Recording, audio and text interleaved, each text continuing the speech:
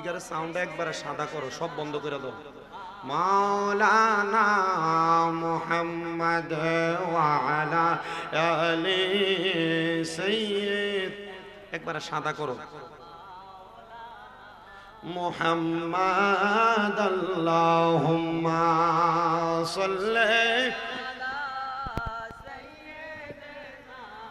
মাওলানা মুহাম্মদ ওয়া আলা আলি সাইয়্যিদিনা।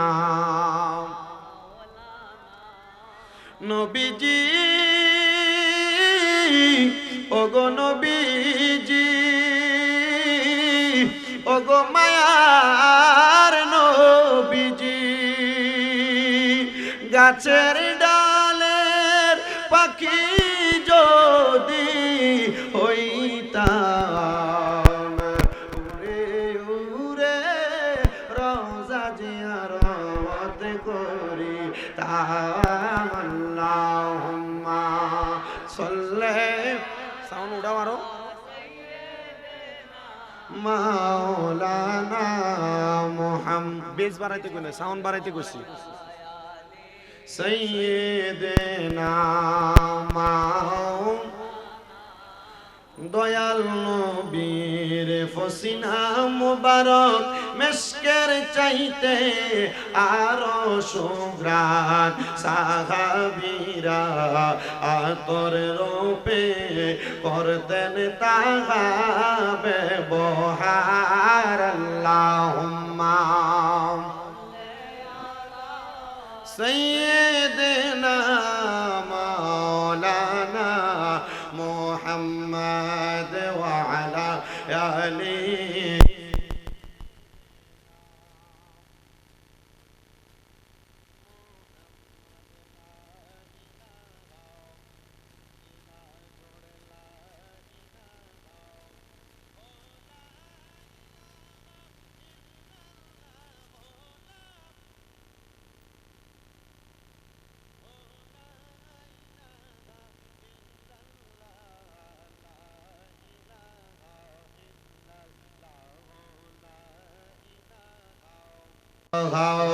ইল্লাল্লাহু মুহাম্মাদুর রাসূলুল্লাহ সাল্লাল্লাহু আলাইহি ওয়া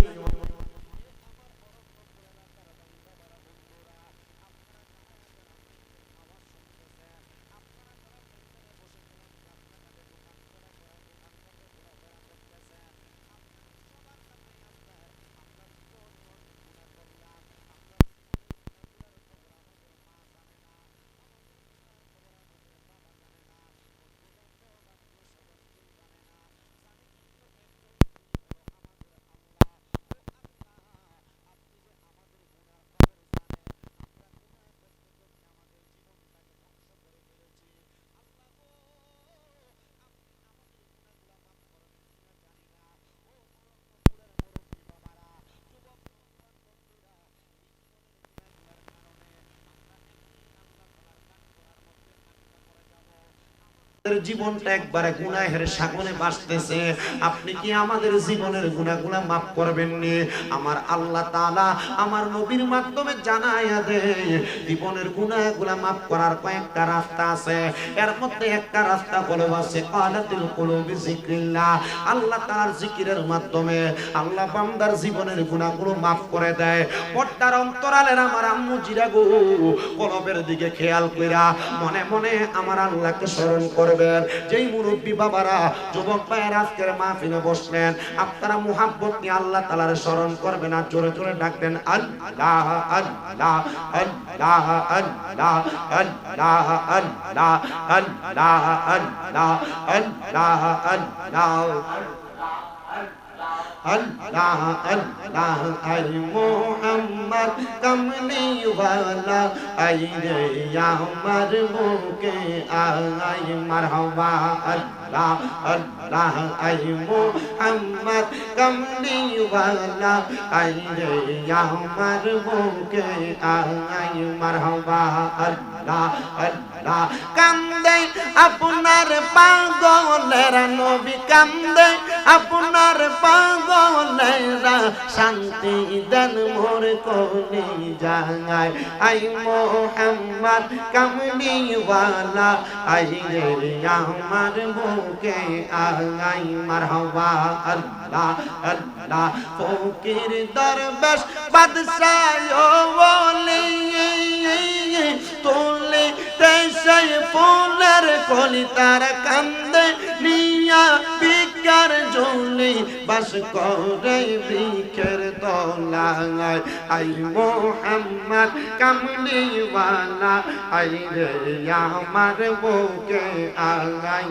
মারহাবা আল্লাহ আল্লাহ আল্লাহ আল্লাহ আল্লাহ আই মোহাম্মদ কামলিওয়ালা আই রে আমার বুকে আই মারহাবা আল্লাহ আল্লাহ কান্দে আপনার পাগলেরা নবী কান্দে আপনার পাগলেরা শান্তি দেন মোর কোনি জাগায় আই মোহাম্মদ কামলিওয়ালা আই রে আমার বুকে আই মারহাবা আল্লাহ আল্লাহ জিন ফরি আর ফেরেশতা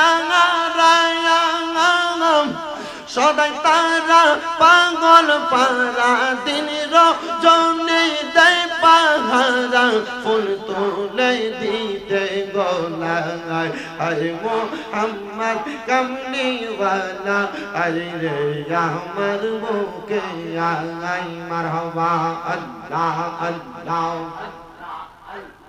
আল্লাহ আল্লাহ জিকির কর জিকির কর জিকির কর মুমিন গণ জিকির কর মুমিন গণ জিকিরে মাওলা রাজি আর রাজি নবী গণ মারহাবা আল্লাহ আল্লাহ আল্লাহ আল্লাহ জিকিরে তে মাওলা রাজি আর রাজি নবী গণ মারহাবা আল্লাহ আল্লাহ হস্ত দিলা সেই বিবার জিব্বা দিলা ডাকতে তারে নয়ন দিলা দেখিবারে নয়ন দিলা দেখিবারে তবু কেন অন্ধ মন জিকির কর জিকির কর জিকির কর মুমিন গণ জিকিরে মাওলা রাজি আর রাজি নবী গণ মারহাবা আল্লাহ আল্লাহ আল্লাহ নবী ছাড়া আপন কেহ নাই গো মুমিন ভাই নবী ছাড়া আপন কেহ নাই মারহাবা আল্লাহ নবী রাহমাতুল লিল আলামিন আপনি উম্মতের দামিন উম্মত ছাড়া কিছু বুঝেন না উম্মতের লাগিয়া সাজদাই থাকবেন পড়িয়া গুনাহগার মতেরা পঞ্জম অনগণ বিজিয়ে আপনি ছাড়া আপন কেহ নাই মারহাবা আল্লাহ আল্লাহ লা ইলাহা ইল্লাল্লাহ মুহাম্মাদুর রাসূলুল্লাহ সাল্লাল্লাহু আলাইহি ওয়াসাল্লাম। একটা জবানও বন্ধ রাখবেন না, জবানটা খুলে উচ্চ কণ্ঠে সবাই আল্লাহ তাআলার শুকরিয়া আদায় করে পড়ি আলহামদুলিল্লাহ। মুজ্জিদ সদরে মুহতারাম, আজকে অরণ্যপুর এলাকায় এত সুন্দর করে একটি জান্নাতের বাগানের আয়োজন করেছেন জনাব মোহাম্মদ কামাল মিয়া সাহেব। ওনার মা বাবার জন্য দোয়ার ইন্তজাম এবং কবরবাসীর স্মরণে আজকের মাহফিলের যিনি সম্মানিত সভাপতি জনাব মোহাম্মদ আবুল কালাম সাহেব মাহফিলে মূল্যবান তকরির করেছেন গাজীপুর উত্তরপাড়া জামে মসজিদের খতিবে মুকাররম হযরত মাওলানা আলামিন সাহেব। তকরির করেছেন অরণ্যপুর বড় জামে মসজিদের খতিব হযরত মাওলানা শফিকুল ইসলাম সাত্তারি সাহেব। আলোচনা করেছেন অরণ্যপুর পুরাতন মসজিদের খতিব হযরত মাওলানা পারভেজ হোসেন সাহেব সহ মুবাল্লিগিন ওলামায়ে কেরাম। বিশেষ করে আমার ডাইনে বামে সামনে বসে থাকা দাড়ি পাকা মুরব্বী বাবারা, যুবক নওজোয়ান ভাইয়েরা, ছোট ছোট মাসুম বাচ্চা, পর্দার অন্তরালের মা বোনেরা, আল্লাহ তাআলা আজকে আমাদেরকে আল্লাহর ইবাদত, আল্লাহর কোরআন রাসূলের পাকের হাদিস থেকে দুই এক মর্তবা কথা শোনার আশার বাসার তৌফিক দান করেছেন। আমরা একটু মুহাব্বতের আওয়াজে উচ্চ কণ্ঠে পড়ি আলহামদুলিল্লাহ। মসজিদ হাজিরিন, আজকের এই সময়ে আল্লাহ তাআলা পৃথিবীর অনেক মানুষকে দুনিয়ার কর্মব্যস্ততায় রেখেছেন। অনেক মানুষকে আল্লাহ তাআলা হসপিটালের বেডের মধ্যে ভর্তি করায় রাখছেন। আল্লাহ তাআলা আমাদেরকে অত্যন্ত দয়া করেছেন, মায়া করেছেন বিদায় আল্লাহর ঘর এবং আল্লাহ তাআলার ইবাদত করার জন্য আজকে আল্লাহর জান্নাতের বাগানে আমাদেরকে আসার বসার তৌফিক দিয়েছেন। মসজিদ হাজিরিন, পৃথিবীতে মানুষ দুনিয়াতে অনেকগুলা কাজকর্ম নিয়ে ব্যস্ত থাকে, কিন্তু আল্লাহ তাআলা আমাদেরকে কিছু কাজ নিয়ে ব্যস্ত থাকার জন্য দুনিয়াতে পাঠাইছেন। তার মধ্যে আমরা না, শুধু আরেকটা জাতি আছে। আল্লাহ বলেন ওয়ামা খলাকতুল জিন্না ওয়াল ইনসা ইল্লা লিয়াবুদুন। আমি আল্লাহ তাআলা মানুষ এবং জিন জাতিকে বানাইলাম আমার ইবাদতের জন্য। কার ইবাদতের জন্য? আল্লাহর ইবাদতের জন্য। কিন্তু আপনারা তাকিয়ে দেখেন, আমাদের সমাজের মানুষ, আমাদের পরিবারের মানুষ, আমাদের এলাকার মানুষ, আমাদের রাষ্ট্রের মানুষ, সামাজিক এই কর্মকাণ্ড সব ঠিক আছে, খাওয়া ঠিক, পড়া ঠিক, চলা ঠিক, কিন্তু আল্লাহ তাআলার ইবাদতের ব্যাপারে যেই পরিমাণ অলসতা। আল্লাহ তাআলা যদি চাইতেন দুনিয়ার কোনো শিক্ষা প্রতিষ্ঠান, দুনিয়ার কোনো কর্মসংস্থানের ভিতরে কোনো মানুষ যদি চাকরি করে, একদিন যদি অনুপস্থিত থাকে, তাহলে তার একদিনের বেতন কাটা যায় না? কিন্তু আল্লাহ তাআলা যদি চাইতেন আমরা একদিন আল্লাহর ইবাদত না করলে আল্লাহ আমাদের একটা হাতকে পঙ্গু বানিয়ে দিবেন। আল্লাহ যদি চাইতেন আমরা একদিন ইবাদত না করলে আল্লাহ আমাদের দুইটা চোখকে কানা বানিয়ে দিবেন। আল্লাহ যদি চাইতেন আমরা একদিন ইবাদত না করলে, নাই কারো বংশের মানুষ কবরে। আচ্ছা, যারা এখনো মাহফিলে আসে নাই, যারা এখনো পর্যন্ত ঘরে ঘুমায়া রইছে, যারা মাহফিল উপলক্ষে তাদের জিজ জামাই দাওয়াত দিছে, বেআইন বেআইরে দাওয়াত দিয়া ঘরে এখনো বসে রাখছে, এখনো মাহফিলে আসে নাই, আচ্ছা তারার বংশের কোনো মানুষ কি কবরে নাই? আপনারা আসতে বলেন না, তারার বংশের মানুষ কবরে আছে না নাই? আছে। কিন্তু তারা যদি আল্লাহর নবীর তিরমিজি শরীফের একটা হাদিস শরীফের আমল জানতো, তাহলে তারা ঘরে বসে থাকতো না। যারা এখনো পর্যন্ত দোকানে আড্ডাবাজি করে, এরাও দোকানে বসে থাকতো না। বলে হুজুর কোন হাদিস? আল্লাহর নবী বলেন, যখন কোন এলাকার মধ্যে কোরআন এবং হাদিসের একটা বাগান সাজানো হয়, অথবা কোরআন এবং হাদিসের একটা মজমা সাজানো হয়, তখন আল্লাহ তাআলা ওই এলাকার কবরবাসীদের রূহগুলাকে কবর থেকে ছেড়ে দেয়। আর জোরে পড়েন না সুবহানাল্লাহ। আল্লাহ তাআলা ওই এলাকার কবরবাসীগুলার রূহগুলাকে কবর থেকে ছেড়ে দেয়। শুধু তাই না, আল্লাহ তাআলা ওই রূহগুলাকে ছেড়ে দেওয়ার পর রূহগুলা ওই জান্নাতের বাগানের আশেপাশে ঘোরাফেরা করে। রূহগুলা তখন একটা ফকির যেইভাবে ভিক্ষা খুঁজে, ঠিক তেমন ভাবে তার সন্তানের কাছে, তার আওলাদের কাছে, তার নাতি নাতকুর যারা মাহফিলে বসে থাকে তাদের কাছে তারা ভিক্ষুকের মতো করে করে হাত বাড়ায়া দেয় আর ডাক দিয়ে বলে, ও আমার ওয়ারিসদাররা, তোমরা তো আমাদের দেওয়া ওয়ারিস সম্পত্তিগুলা ভাগাভাগি করে নিয়ে গিয়েছো, তোমরা তোমাদের মাল সামানগুলা নিয়ে গিয়েছো। ও আমার ওয়ারিসদাররা, আজকে আমরা তোমাদের কাছে একটা জিনিসের জন্য হাত বাড়িয়ে দিলাম, সেটা আর অন্য কোনো কিছু না, তোমরা আমাদের জন্য আল্লাহ তাআলার দরবারে হাত বাড়িয়ে দোয়া করো।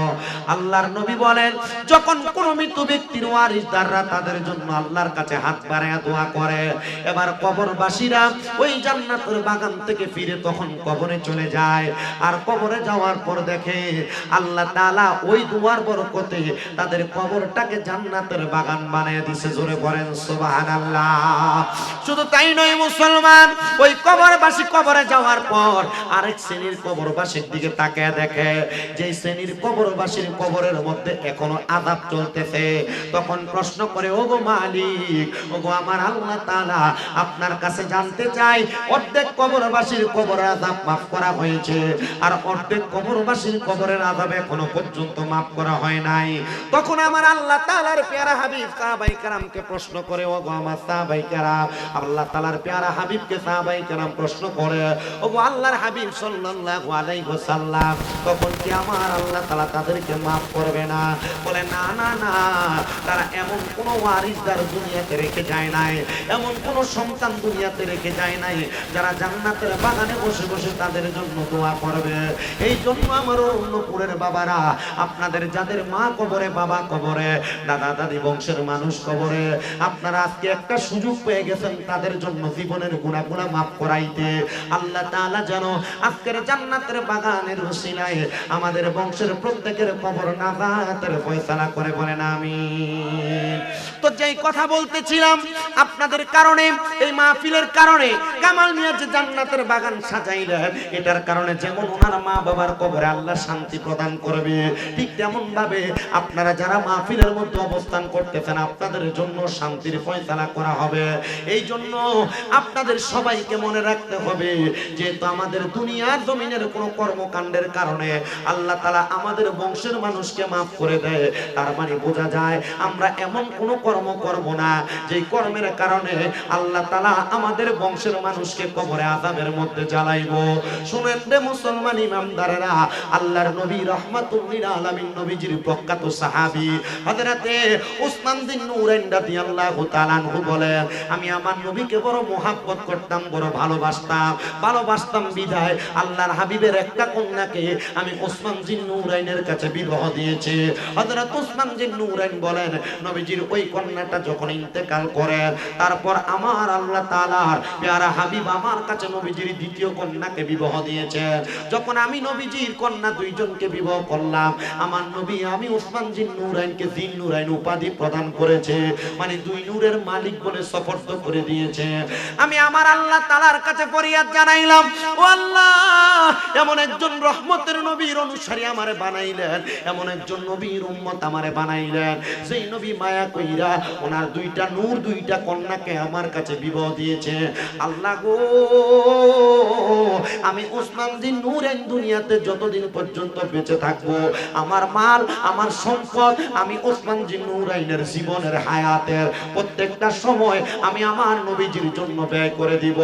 এই অরণ্যপুরের বাবারা, আজকে যে আপনারা জান্নাতের বাগানে বসলেন, এই পর্দার অন্তরালের মা বোনেরা, আপনারা যারা যারা বয়ান শ্রবণ করতেছে, আল্লাহ তাআলার প্যারা হাবিব আপনাদেরকে উসমান বিন নূরাইনের মতো কবুল করে নিবে, আর হযরত উসমান বিন নূরাইনের সাথে আপনাদেরকে জান্নাতে দিবে, যদি আপনারা নবীজির কথা মোতাবেক আপনাদের জীবনটাকে সাজান। হযরত উসমান বিন নূরাইন থেকে হাদিস বর্ণিত, তিনি বলেন, আমি একদিন সকালবেলা আমার নবীজির দরবার থেকে আমি হেঁটে হেঁটে চলে যাচ্ছি, আমি তাকে দেখলাম রাহমাতুল লিল আলামিন নবীজি জান্নাতুল বাকির সামনে দাঁড়ায় দাঁড়ায় কান্না করতেছে। আমি ডাক দিলাম, ইয়া উমর, ইয়া আবু বকর সিদ্দিক, ও নবীর সাহাবায়ে কেরাম, আসুন রে, তাকে দেখো রে, আমার নূরের নবী রাহমাতুল লিল আলামিন নবী জান্নাতুল বাকির কবরস্থানের সামনে দাঁড়ায় দাঁড়ায় কান্দে। নবীর সাহাবী আবু বকর সিদ্দিক আমার নবীর সামনে দাঁড়ায় আছে, হযরত ওসমান বিন নূরাইন দাঁড়ায় আছে, ওমর ফারুক দাঁড়ায় আছে, হযরত মাওলা আলী কোথা থেকে যেন ঘোড়ার পিঠে চইরা চইরা সকালবেলা আগমন করলো। ইয়া রাসূলুল্লাহ, ও মায়ের নবী রাহমাতুল লিল আলামিন নবী, আপনি নবীকে দেখতেছি, আপনি নবী চোখের পানি ফালায়া ফালায়া কান্দেন। নবী গো, আপনার কান্না করার কারণটা জানতে চাই। আমার নবী ডাক দিয়া কয়, ইয়া আবু বকর, ইয়া উমর, ইয়া উসমান বিন নূরাইন, ইয়া হযরতে আলী, জানুনি রে, আমি নবীজি যখন মরণের কথা স্মরণ হয়, আমি নবী জান্নাতুল বাকির সামনে দাঁড়ায় দাঁড়ায় কান্দি। হযরত উসমান বিন নূরাইন জিজ্ঞাসা করে, নবী, ওগো মায়ের নবী, আমরা মনে করেছিলাম বলছিলাম আপনি হয়তো আপনার আম্মার জন্য আব্বার জন্য কাঁদতেছে। আমার নবী বলে না রে ওমর ইবনে খাত্তাব, আমি নবী যা দেখি তুমি দেখো না, আমি নবী দেখতেছি রে এই কবরের মধ্যে অনেক বাসিন্দারা শুয়ে রয়েছে যারা এখনো পর্যন্ত আল্লাহ তাআলার জান্নাতের সুঘ্রাণ পায় নাই। আমি দেখতেছি এই কবরের মধ্যে এমন অনেক মানুষ শুয়ে রয়েছে যারা এখনো পর্যন্ত কবর থেকে নাজাতের ফয়সালা পায় নাই। ওগো মায়ের নবী, কবর থেকে নাজাতের ফয়সালা কেমনে পায়? আমার নূরের নবী বলে কবর থেকে নাজাত এমন একটা জিনিস রে, ওই কবরের মধ্যে কোনো মানুষ মরার পরে দেহটা পচে যায়, দেহটা গলে যায়, কিন্তু যারা নাজাত পায় আমার আল্লাহ তাআলা তাদেরকে জান্নাতের পোশাক পরায়া দেয়। জোরে জোরে বলেন সুবহানাল্লাহ। আমার নবী ডাক দিয়ে কই উসমান জিন নূরাইন, হে ওমর ইবনে খাত্তাব, হে আবু বকর সিদ্দিক, হে হযরতে আলী কাররামাল্লাহু ওয়াজহু, শোনো গো, এই কবরের মধ্য থেকে মানুষ যখন নাজাত পায় আমার আল্লাহ তাআলা একজন নাজাত প্রাপ্ত জান্নাতি বান্দারে জান্নাতি পোশাক পরায়। এ মুসলমান, জান্নাতি পোশাক যদি আপনি পরতে চান, কেমন জীবন আপনি সাজানো লাগবে? জান্নাতি পোশাক যদি আপনার গায়ে লাগাইতে চান, আপনি চিন্তা করে দেখেন আপনার জীবনটাকে আপনি কেমন ভাবে সাজানো লাগবে। বলে আমি আমার জীবনটারে এমন ভাবে সাজাইতে চাই যে জীবন সাজানোর মাধ্যমে আল্লাহ তাআলা আমার শরীরে জান্নাতি পোশাক পরাইয়া দিবে। ও আল্লাহ, কেমন জীবন আমি সাজানো লাগবে? বলে তোমাদেরকে সর্বপ্রথম 7টা বিষয়ে ঈমান আনা লাগবে। ইয়া রাসূলুল্লাহ, নবী গো, কোন 7টা বিষয়ে ঈমান আনা লাগবে? আমার আল্লাহর নবী বলেন 1 নাম্বার আমানতু বিল্লাহি, আমি আল্লাহ তাআলার প্রতি ঈমান আনা লাগবে। ওগো আল্লাহ, আপনার প্রতি কেমনে ঈমান আনে আপনি আমাদেরকে বলেন না। আল্লাহর বন্ধু জানায়া দেয় 1 নাম্বার আল্লাহকে এমন ভাবে খোদা বলে দাবি করবা যেমন ভাবে দাবি করলে তুমি আল্লাহ ছাড়া কারোর কাছে তোমার মস্তক অবনত করবা না, আল্লাহ ছাড়া কাউরে তুমি সেজদা দিবা না, আল্লাহ ছাড়া কারোর কাছে কোনো কিছু চাইবা না। তখন ওই এক আল্লাহকে এক আল্লাহ বলে যাই না, আল্লাহ তাআলার ওয়াহদানিয়তের সাক্ষী দিয়া আল্লাহর সঙ্গে শিরিক না কইরা যখন আল্লাহরে ভালোবাসবা, আল্লাহর প্রতি বিশ্বাস রাখবা, তখন তুমি হইবা জান্নাতীদের একজন। 2 নাম্বার আমানতু বিল্লাহি ওয়া মালাইকাতিহি, ফেরেশতাদের প্রতি ঈমান আনবা। এই অরণ্যপুরের যুবক ভাইরা, এই অরণ্যপুরের মা বোনেরা, অরণ্যপুর এলাকার মুরব্বী বাবারা, ফেরেশতার প্রতি ঈমান কি জানেন? ফেরেশতার প্রতি ঈমান হলো আপনি দুনিয়াতে লুকিয়ে লুকিয়ে গুনার কাম করেন, গোপনে গোপনে গুনার কাম করেন, ঘরের দরজা বন্ধ করে গুনার কাজ করেন, আপনি মনে করতেছেন আপনার এই গুনার কর্মকাণ্ডগুলা কেউ দেখে না। আপনি জানেন না আল্লাহ তাআলা আপনার প্রত্যেকটা অঙ্গ প্রত্যঙ্গের মধ্যে ফেরেশতা রাখছে। আমরা মনে করতেছি মনে হয় আমাদের 2 কাঁধের মধ্যে শুধু 2 জন ফেরেশতা। না না না, 2 কাঁধে যেমন ফেরেশতা আছে আপনার প্রত্যেকটা আঙ্গুলির মাথার মধ্যে এক একজন করে ফেরেশতা আছে। আপনার জবানের 2 ঠোঁটের মাঝে 2 জন ফেরেশতা আছে। আপনার নাকের ডগার মধ্যে ফেরেশতা আছে। আপনার 2টা চোখের পাপড়ির মধ্যে 2টা 4টা করে ফেরেশতা আছে। আপনার পুরো অঙ্গ প্রত্যঙ্গের প্রত্যেকটা ধারে ধারে আমার আল্লাহ তাআলা রহমতের অসংখ্য ফেরেশতা দিয়া দিয়েছে।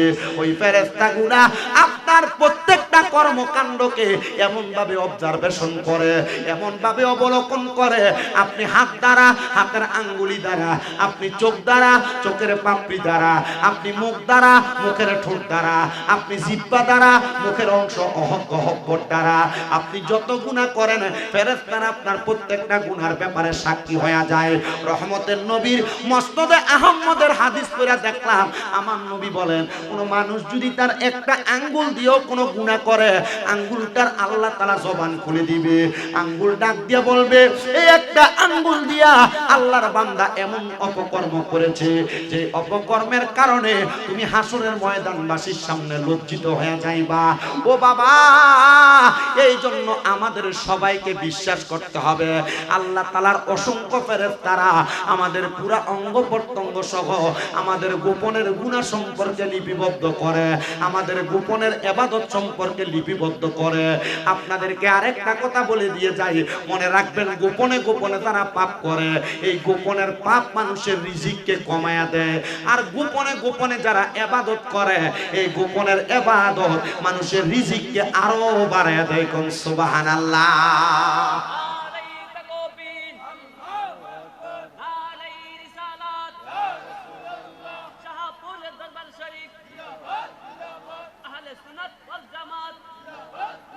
একটা কথা, একটা কথা, তার মানে বোঝা যায় গোপনের পাপ মানুষের রিজিককে কি করে দেয়? আপনারা কথা বলতেছেন না, কথা কোন না, কি করে দেয়? রিজিক মানে বুঝেন, ইনকাম রুজি কমায় দেয়, ঘরের বরকত কমায় দেয়, রোগ মুসিবত বাড়ায় দেয়। এজন্য গোপনের পাপ যদি থাকে, গোপনে গোপনে গুনাহ যদি থাকে, এই গোপনের পাপ আর গোপনের গুনাহ করা বন্ধ করেন, দেখবেন আপনার অভাব শেষ, আপনার রুজিতে বরকত আসবে, গোপনের রোগ শেষ, সব ভালো হয়ে যাবে। তার মানে বোঝা যায় গোপনের কোনো পাপ করা যাবে। আচ্ছা, গোপনে গোপনে যদি কেউ ইবাদত করে, কোন না, কিভাবে ইবাদত করে?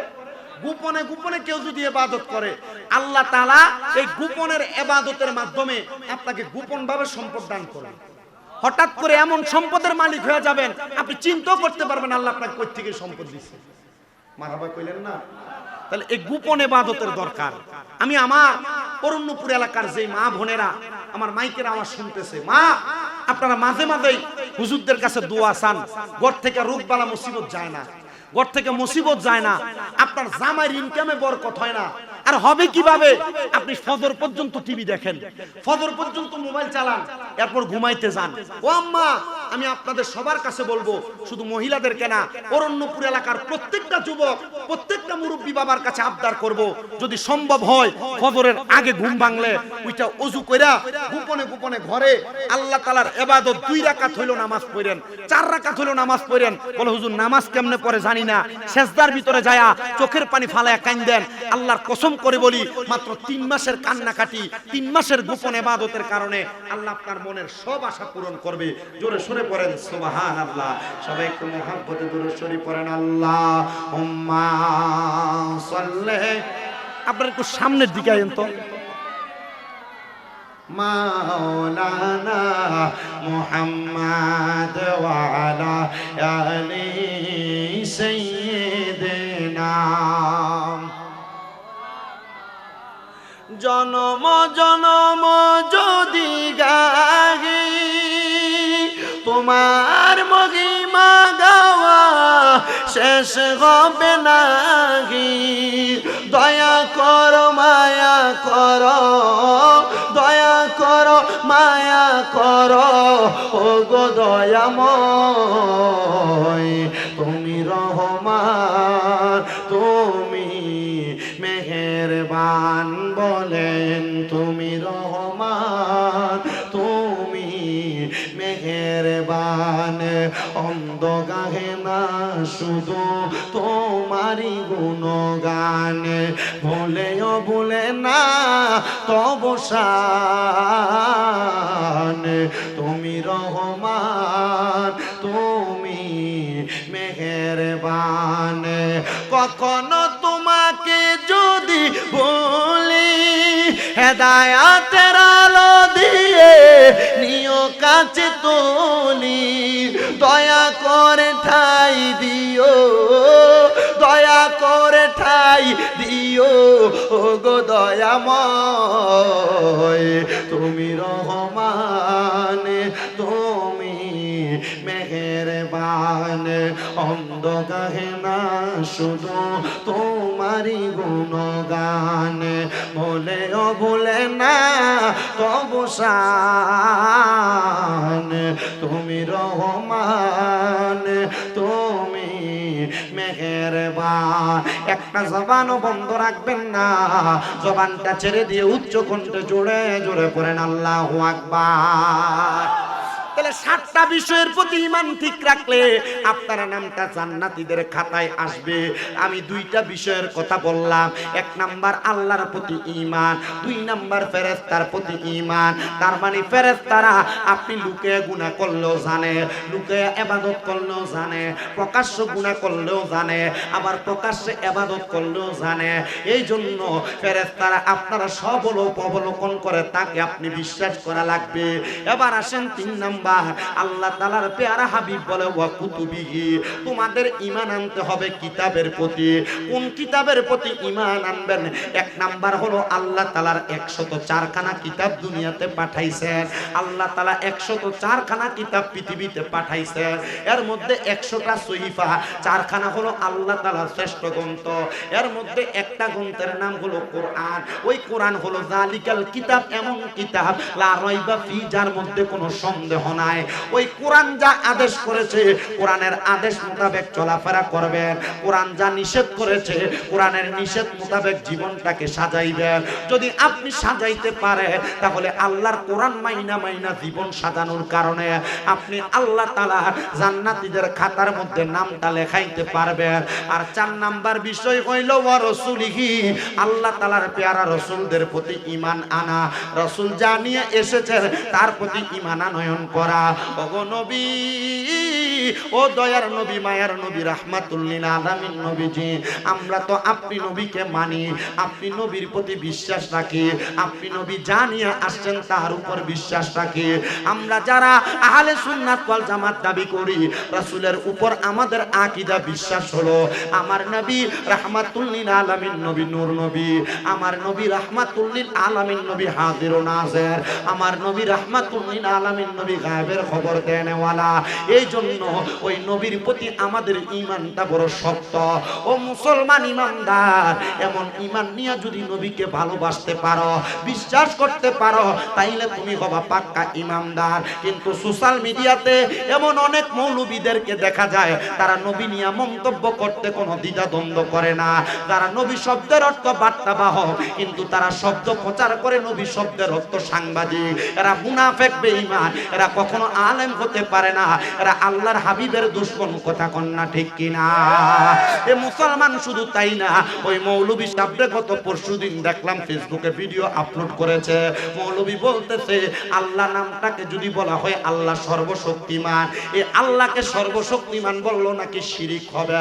বুঝতে পারি না, এরা মনে হয় মদ গাঞ্জা ইয়াবা ফেন্সিডিল খায় স্টেজে ওয়াজ করার জন্য। কারণ আল্লাহ সর্বশক্তিমান, ইন্নাল্লাহা আলা কুল্লি শাইইন কাদির, নিশ্চয় আল্লাহ তাআলা সর্বশক্তিমান, সকল ক্ষমতার মালিক। তো আল্লাহ তাআলাকে সর্বশক্তিমান বললে, যে ব্যক্তি বলে আল্লাহ তাআলাকে সর্বশক্তিমান বললে শিরিক হবে, এটা তো আলেম হইতে পারে না, এটা আলেম নামের জালেম। আপনারা এমন আলেম থেকে নিজেকে বাঁচিয়ে রাখবেন, বলেন রাখার দরকারও আছে না? না, নবীর প্রতি এমন বিশ্বাস, এমন আকীদা রাখতে হবে। আচ্ছা মনে করেন আমি মানুষ, আমি কি মানুষ, আচ্ছা আমারে যদি কেউ বলে বাঘ, আপনি বিশ্বাস করবেন না? কারণ কি, আমি মানুষ, আপনি দেখতেছেন আমি মানুষ, আমার ভাগ বললে আপনি মানবেন কিভাবে? আপনি বুঝেন স্বাভাবিক এটা মোবাইল, এটার যদি কেউ যদি বলে যে না এটা মোবাইল না, এটা কি, এটা গাড়ি, আপনি মানবেন? কখনো মানবেন না। আল্লাহ তাআলা কুরআনুল কারীমে নবী শব্দের অর্থ বলতেছে বার্তাবাহক, সংবাদ পৌঁছানেওয়ালা, আর আপনি বলতেছেন সাংবাদিক। সাংবাদিক যারা, তারা সত্য এবং মিথ্যা প্রচার করে, আর নবী যারা, তারা আল্লাহর পক্ষ থেকে আসা সত্যবাণী প্রচার করে। তার মানে বোঝা যায় নবী শব্দের বিপরীত অর্থ করে যে মৌলবী সাহেবরা নবীজির শান মানে বিন্দু পরিমাণ আঘাত করতে চায়, এরা আলেম না, এরা অবশ্যই রাসূলের দুশমন। কথা কি ক্লিয়ার বুঝতে পারছেন আপনারা?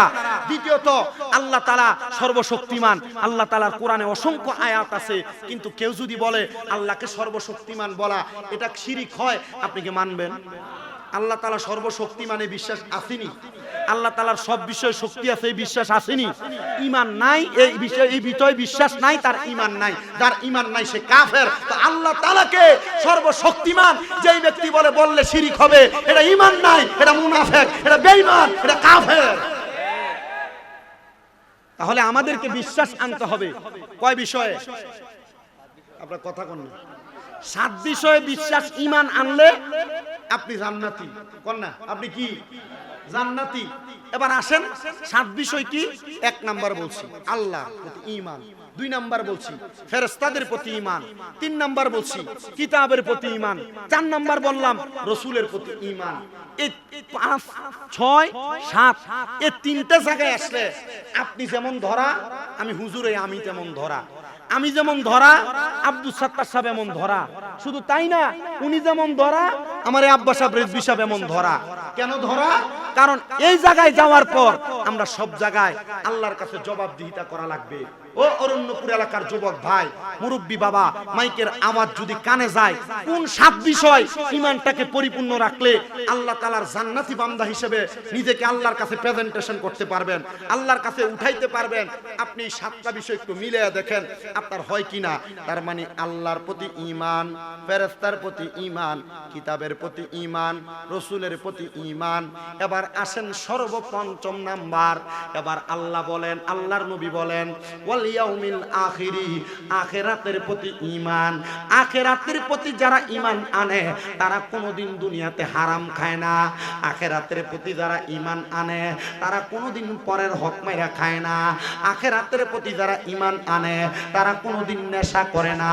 আখিরাতের প্রতি যারা ঈমান আনে তারা কোনোদিন পরনিন্দা করে না। আখিরাতের প্রতি যারা ঈমান আনে তারা কোনোদিন দুনিয়াতে বিশৃঙ্খলা করে না।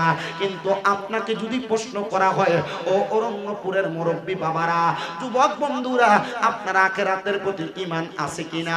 আপনি বলবেন হ্যাঁ হুজুর আছে, কিন্তু খবর লইয়া দেখা যায় আখিরাতের প্রতি ঈমান আছে কথা সত্য, মুসলমান দাবি করে কথা সত্য, কিন্তু খায় সুদের টাকা। কথা কয় না, আছে না নাই? আল্লাহরে মানে কথা সত্য, সুদের টাকা খাই। আল্লাহকে মানে কথা সত্য, ঘুষের টাকা খায়। মুসলমান দাবি করে কথা সত্য, হারাম খায়। আল্লাহকে মানে কথা সত্য, পরের হক মাইরা মাইরা খায়। মানুষের সম্পদ দখল করে করে খায়, নেশা করে, বিভিন্ন রকমের নেশার সাথে লিপ্ত থাকে। না না না, আখিরাতের প্রতি যারা ঈমান আনবে তারা কোনোদিন পরের হক খাইতে পারে না, সুদের টাকা খাইতে পারে না, ঘুষের টাকা খাইতে পারে না, মানুষের উপর জুলুম অত্যাচার করতে পারে না। এই জন্য আমাদের 5 নাম্বার ঈমান আনতে হবে যে বিষয়, সেটা হলো আখিরাতের প্রতি ঈমান। এই আখিরাতের প্রতি যারা যারা ঈমান আনতে পারবে তারা জান্নাতীদের কাতারে নামটা লেখায়া ফেলবে। ওগো নবীজি, আখিরাতের ব্যাপারে আপনি বলেন না। আমার নবীর সাহাবী আনাস ইবনে মালিক আমার নবীরে প্রশ্ন করি, ইয়া রাসূলুল্লাহ, ও মায়ার নবী রাহমাতুল লিল আলামিন নবীজি, আখিরাত নামক কবরের পরবর্তী জিন্দেগিটার কথাই তো আপনি বললেন, আপনি বলেন না ওই জিন্দেগিটা কেমন হবে? আমার নবী বলে, আনাস ইবনে মালিক, তুমি তোমার কবরের জন্য, আখিরাতের জন্য কি তৈরি করেছো? আনাস ইবনে মালিক কান্দে আর ডাক দিয়া কই, নবী গো, ও দয়ার নবী, মায়ার নবীজি, আমি এমন কিছু রেডি করতে পারি নাই, তবে একটা জিনিস রেডি করেছি। আমার অন্তরে আপনি হাবিবের প্রতি ভালোবাসা আছে, আপনি নবীর প্রতি মুহাব্বত আছে। আমার নবী বলে, আনাস ইবনে মালিক, এই ভালোবাসা দিয়া তুমি কি করবা? নবী গো, আপনি নবীর প্রতি অসংখ্যবার দুরূদ আদায় করব। আমার নবী বলে, আনাস ইবনে মালিক, যত বেশি দুরূদ আদায় করবা তত বেশি রহমত পাইবা আল্লাহ তাআলার জান্নাতে, আমি নবীর তত কাছাকাছি থাকবা। ইয়া রাসূলুল্লাহ, বুঝতে পারলাম গো নবী, তাহলে আপনি বলেন না, আপনি নবীরে কবরে আমার ইন্তেকালের পরে কোথায় পাবো? ওগো নবীজি, আপনার কোন উম্মত যদি হাসরের ময়দানের মধ্যে ধরা খায়া যায়, মানে ফুলসিরাতের পারে ধরা খায়া যায়, আপনি নবী কি আপনার ওই উম্মতের বাঁচাইবেননি? মুসলমান, ও নবীর উম্মতের দলেরা, আপনি আমি যখন ফুলসিরাত নামক জায়গার সামনে চলে যাব, একটা ব্রিজ যেমন চওড়া থাকে, ফুলসিরাত কিন্তু তেমন চওড়া থাকবে না। একটা চুল যেমন চিকন, তার চাইতে আরো চিকন, তরবারির চাইতে ধারালো থাকবে ফুলসিরাতরা। ফুলসিরাতের নিচে আমার আল্লাহর 8টা জাহান্নামের হাবিয়া নামক জাহান্নাম সাজাইবো, 7টা জাহান্নামের হাবিয়া নামক জাহান্নামকে সাজাইবো। ওই জাহান্নামের মধ্যে আপনি যখন পইরা যাবেন, আপনি হাহাকার করতে থাকবেন। আল্লাহর নবী বলে, ওই ফুলসিরাতের সামনে আমি নবীর কোন উম্মত যদি আমি নবীরে স্মরণ করে, আমি নবী ফুলসিরাতের সামনে উম্মতরে বাঁচানোর জন্য হাজির হয়ে যাব। এত আস্তে করে না, জোরে কোন সুবহানাল্লাহ। আনাস ইবনে মালিক বলে, ইয়া রাসূলুল্লাহ, একই সময় যদি আপনার কোন উম্মত মিজানের পাল্লার কাছে ধরা পড়া যায়। নবী গো, আপনি নবীরে মিজানের কাছে পাবেনি। আমার নবী বলে, আনাস, আমি নবীর কোন উম্মত যদি মিজানের পাল্লার কাছে আমি নবীরে স্মরণ করে, আমি নবী ঘোষণা করলাম আমি নবী মিজানের পাল্লার কাছে দাঁড়ায়া যাব। ইয়া রাসূলুল্লাহ, আপনার কোন উম্মত যদি হাউজে কাউসারের কাছে আপনাকে স্মরণ করে, আপনি বলেন না আপনার উম্মত আপনার সে জায়গায় পাবেনি।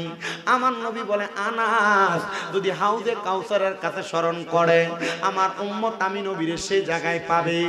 আনাস ইবনে মালিক বলেন, ইয়া রাসূলুল্লাহ, ইয়া হাবিবাল্লাহ, একই সময় যদি তিনজন উম্মত তিনটা জায়গার মধ্যে বিপদে পড়া যায়, আপনি নবী বলেন না আপনার উম্মত আপনি নবীরে কই জায়গায় পাবে? তিন জায়গায় একজন তিনজন যদি বিপদে পড়ে, আপনি একজন নবী কি করবেন?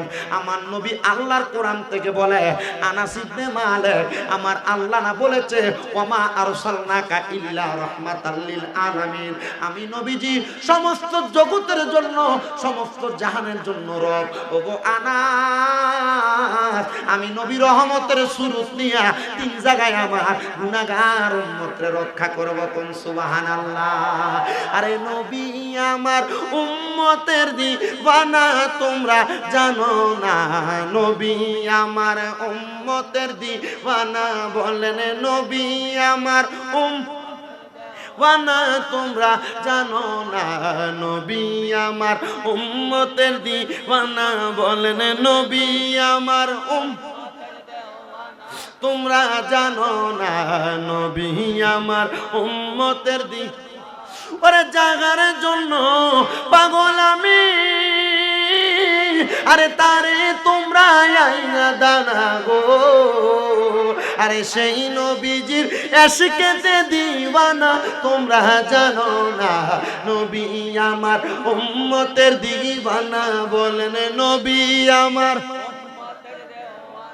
তোমরা জানো না, নবী আমার উম্মতের দিওয়ানা, বলেন নবী আমার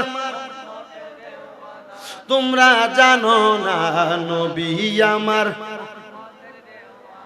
ওরে নবীর প্রেমে হযরত আবু বকর সিদ্দিকী আর ভালোবেসে দেয় জিন্দেগি গো, আরে সেই নবীজির এশকেতে দিওয়ানা, বলেন সেই নবীজির এশকেতে দিওয়ানা তোমরা জানো না, নবী আমার উম্মতের দিওয়ানা, বলেন নবী আমার তোমরা জানো না, নবী। আচ্ছা আপনারা বলেন তো, আমার নবীজির শান গাইলে কি গুনাহ হবে? আপনাদের জবানকে একবার বোবার মতো করে রাখছেন। আমার নবী বলেন, যার সামনে আমি নবীর দুরূদ পড়া হয়, আমি নবীর সম্মান আযমত বর্ণনা করা হয়, সেই ব্যক্তি যদি জবানকে বোবার মতো করে রাখে, তার মতো বখিল আর কিফটা মানুষ পৃথিবীতে আর কেউ নাই। আব্বাজি, বখিল আর কিফটার কাতারে আমাদের নামটা যেন না ওঠে। একটু মুহাব্বতে ওই নবীজির দুরূদ শরীফ পড়েন। আল্লাহুম্মা সাল্লি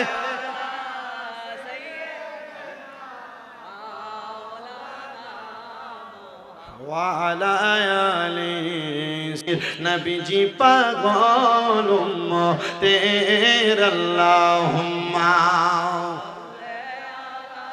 সাইয়্যিদিনা মাওলানা মুহাম্মদ ওয়ালা আলি সাইয়্যিদিনা। আনাস ইবনে মালিক বলে, ইয়া রাসূলুল্লাহ, তাহলে আপনার কোন উম্মত যদি একই সময়ে তিন জায়গায় বিপদে পড়ে যায়, আপনি নবী কি তিন জায়গায় উম্মতকে বাঁচাইবেন? আমার নবী কয়, আনাস, আমি নবী একই সময় তিন জায়গায় রহমতের সুরত নিয়ে আমার উম্মতকে বাঁচাইবো। আমার নবী বড় খুশি হইলেন, সাহাবায়ে কেরাম বড় খুশি হয়ে গেলেন। এবার আমার নবী রাহমাতুল লিল আলামিন নবীর সাহাবায়ে কেরাম বলে, ইয়া রাসূলুল্লাহ, আখিরাত নামক জায়গাটা কেমন হবে, কত ভয়ঙ্কর হবে আপনি বলেন না। নবী বলে রে আমার সাহাবায়ে কেরাম, এমন ভয়ঙ্কর হবে আখিরাতের অংশগুলা। কবরের মধ্যে যখন কোনো মানুষকে প্রথম রাত্রির জন্য রাখা হবে, মানুষগুলা বড় ভয়ে আতঙ্কিত হয়ে যাবে। মানুষগুলা দুনিয়ার জমিনের মধ্যে কোনো চিন্তা চেতনা থাকবে না। মানুষ ডাক দিয়া বলবে, ওগো আল্লাহ, আমরা যদি জানতাম কবরে এমন কঠিন পরীক্ষার মধ্যে আপনি আমাদেরকে ফালাইবেন, আমরা এক ওয়াক্ত নামাজও দুনিয়াতে ছাড়তাম না, আমরা একটু ইবাদতও দুনিয়াতে ছাড়তাম না। ও আল্লাহ, একটাবার আমাদেরকে সুযোগ করে দেন, আমরা যেন দুনিয়ার জমিনের মধ্যে যাইয়া আবার বেশি বেশি ইবাদত কইরা আবার আমরা কবরে ফিরে আসতে পারি। আল্লাহ বলবে, বান্দা, ও আমার বান্দার দলেরা, তোমরা তখন এমন কোন সুযোগ পাবে না। এই আমার সাহাবায়ে কেরাম গো, আমার আল্লাহ তাআলা এমন প্রত্যুত্তর দিবে। সাহাবায়ে কেরাম এমন ভাবে কান্দে, আমার নবীর সামনে বেহুশ হয়ে পড়ে গেছেন। আমার নবী কয়, সাহাবীরা, আল্লাহ তাআলার কাহারিয়তের সুরতের কথা শুনে বেহুশ হয়ে গেলা। জানোনি গো, আমার আল্লাহ তাআলা একজন জান্নাতি বান্দারে কত নিয়ামত দান করবে। ও মায়ের নবী গো, কেমন নিয়ামত দান করবে আপনি নবী একবার বলেন না। আমার নবী বলে, ওই নিয়ামত বড় মজার। একটা জান্নাতি বান্দা যখন জান্নাতে যাবে, আহলান ওয়া সাহালান মারহাবান বলে বলে ফেরেশতারা তাকে জান্নাতে ডাকবে। জান্নাতের মধ্যে প্রবেশ করার সাথে সাথে আমার আল্লাহ তাআলা জান্নাতি বান্দাদেরকে সর্বপ্রথম মাছের কলিজা দ্বারা আহার করাইব। ও মুসলমান, এমন জান্নাতি আমরা সবাই হইতে চাই। আল্লাহর নবী বলে, শুধু তাই নয়, আল্লাহ তাআলা এক একজন জান্নাতের জন্য জান্নাতের মধ্যে 40 জন করে জান্নাতি স্ত্রী রেডি করে রাখছেন। আল্লাহ কেন গো?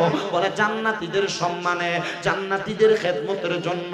আমার মুসলমান ইমানদার এবার ওই আখিরাতটাকে সাহাবায়ে কেরাম গ্রহণ করলেন। বলে, নবী গো, খারাপ কাজ করলে জাহান্নামে বড় শাস্তি হবে, ভালো কাজ করলে জান্নাতে বড় শান্তি হবে।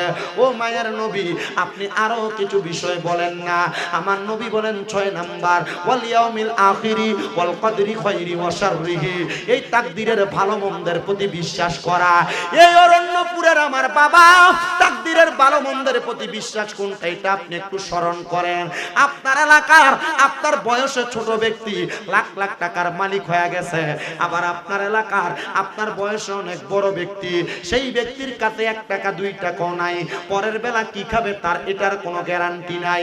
ও বাবারে, এটার হাত আর দুনিয়ার কারোর কাছে নাই, এটা স্বয়ং আমার আল্লাহর কুদরতের খেলা। আল্লাহ কয়, বান্দা, আমি যার তাকদীরটারে ভালো রাখছি, আমি তারে দুনিয়াতে ভালো রাখি, আমি যার তাকদীরটারে খারাপ করেছি, আমি তারে দুনিয়াতে খারাপ রাখছি। কিন্তু আল্লাহ কয়, বান্দা, লা ইউকাল্লিফুল্লাহু নাফসান ইল্লা উসআহা। আবার আল্লাহ কয়, লা ইউকাল্লিফুল্লাহু নাফসান ইল্লা উসআহা। আল্লাহ কয়, বান্দা, আমি কারোর সাধ্যের বাহিরে কোনো কিছু চাপায়া দেই না। আপনি মনে করেন আপনি 300 টাকা ইনকাম করেন, হয়তো আল্লাহ তাআলা আপনারে কম কামাই দেয়। আপনি মনে করেন আপনার পাশের একজন 3000 টাকা ইনকাম করে, আল্লাহ মনে হয় তারে বাড়ায়া দেয়। না না না, আপনি যতটুকু আপনার সাধ্যে আছে ততটুকুই পাবেন। আপনি আল্লাহর কাছ থেকে যা নিয়ে আসছেন আপনি তাই পাবেন। আল্লাহ কয়, আমি কারো সাধ্যের বাহিরে কোনো কিছু চাপাইয়া দেই না। তুমি যা কিছু গ্রহণ করতে পারবা আমি আল্লাহ তোমারে তা দান করি। বেশি পাওয়ার জন্য আকাঙ্ক্ষা করার দরকার নাই। আপনি আল্লাহ তাআলার ইবাদতে মশগুল হয়ে থাকবেন। আল্লাহ কয়, বান্দা, যদি আমারে রাজি খুশি করতে পারো, আমি আল্লাহ তোমার অফুরন্ত নিয়ামত দিয়ে ভরপুর করব। জোরে জোরে বলেন সুবহানাল্লাহ। এই জন্য তাকদীরের ভালো এবং মন্দের প্রতি বিশ্বাস। অ্যাক্সিডেন্ট করছেন, ঘর তুফানে উড়ে নিয়ে গেছে, কঠিন মুসিবত আপনার আসছে, কঠিন রোগে আক্রান্ত হয়ে গেছেন, বিশ্বাস করবেন আল্লাহ আপনি এটা আমার জন্য ভালো মনে করছেন, আপনি আমার কঠিন রোগ দিয়েছেন, ঘর উড়ে নিয়ে গেছেন, অ্যাক্সিডেন্ট করছেন, আল্লাহ যা করাইছেন তার উপর আমি সন্তুষ্ট, কারণ আপনি আমার উপর কি মনে করছেন? কথা কয় না, ভালো মনে করছেন। আবার আল্লাহ আপনার অসংখ্য সম্পদ দিছে যা আপনি আশা করেন না। আল্লাহ আপনার অসংখ্য টাকা পয়সা দিছে যা আপনি আশা করেন না। রাস্তা দিয়ে চলতেছেন, আল্লাহ তাআলা হঠাৎ করে এমন একজন ব্যক্তির সাথে সাক্ষাৎ করে দিছে যার মাধ্যমে আপনি লাখ টাকার মালিক হয়ে গেছেন। আপনি এমন পাওয়ার টাকা পয়সার মালিক হওয়ার যোগ্য না।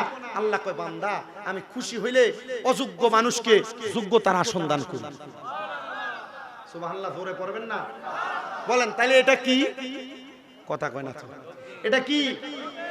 আরেকটা কথা মনে রাখবেন, তাকদীরের ভালো মন্দ কথা সত্য, পৃথিবীতে অনেক মানুষ টাকা ইনকাম করে, কারোরটা হালাল, কারোরটা আস্তে কয়, কারোরটা হালাল, কারোরটা হারাম। হারাম টাকা লাখ লাখ টাকা কামাই করে দেখবেন রাতকে আরামে ঘুমাইতে পারে না। আবার দেখবেন দৈনিক সারাদিন রিক্সা চালায়, কামাই করে 300, 400, 500, এর মতো আনন্দে আর আরামের ঘুম দুনিয়ার কেউ ঘুমাইতে পারে না।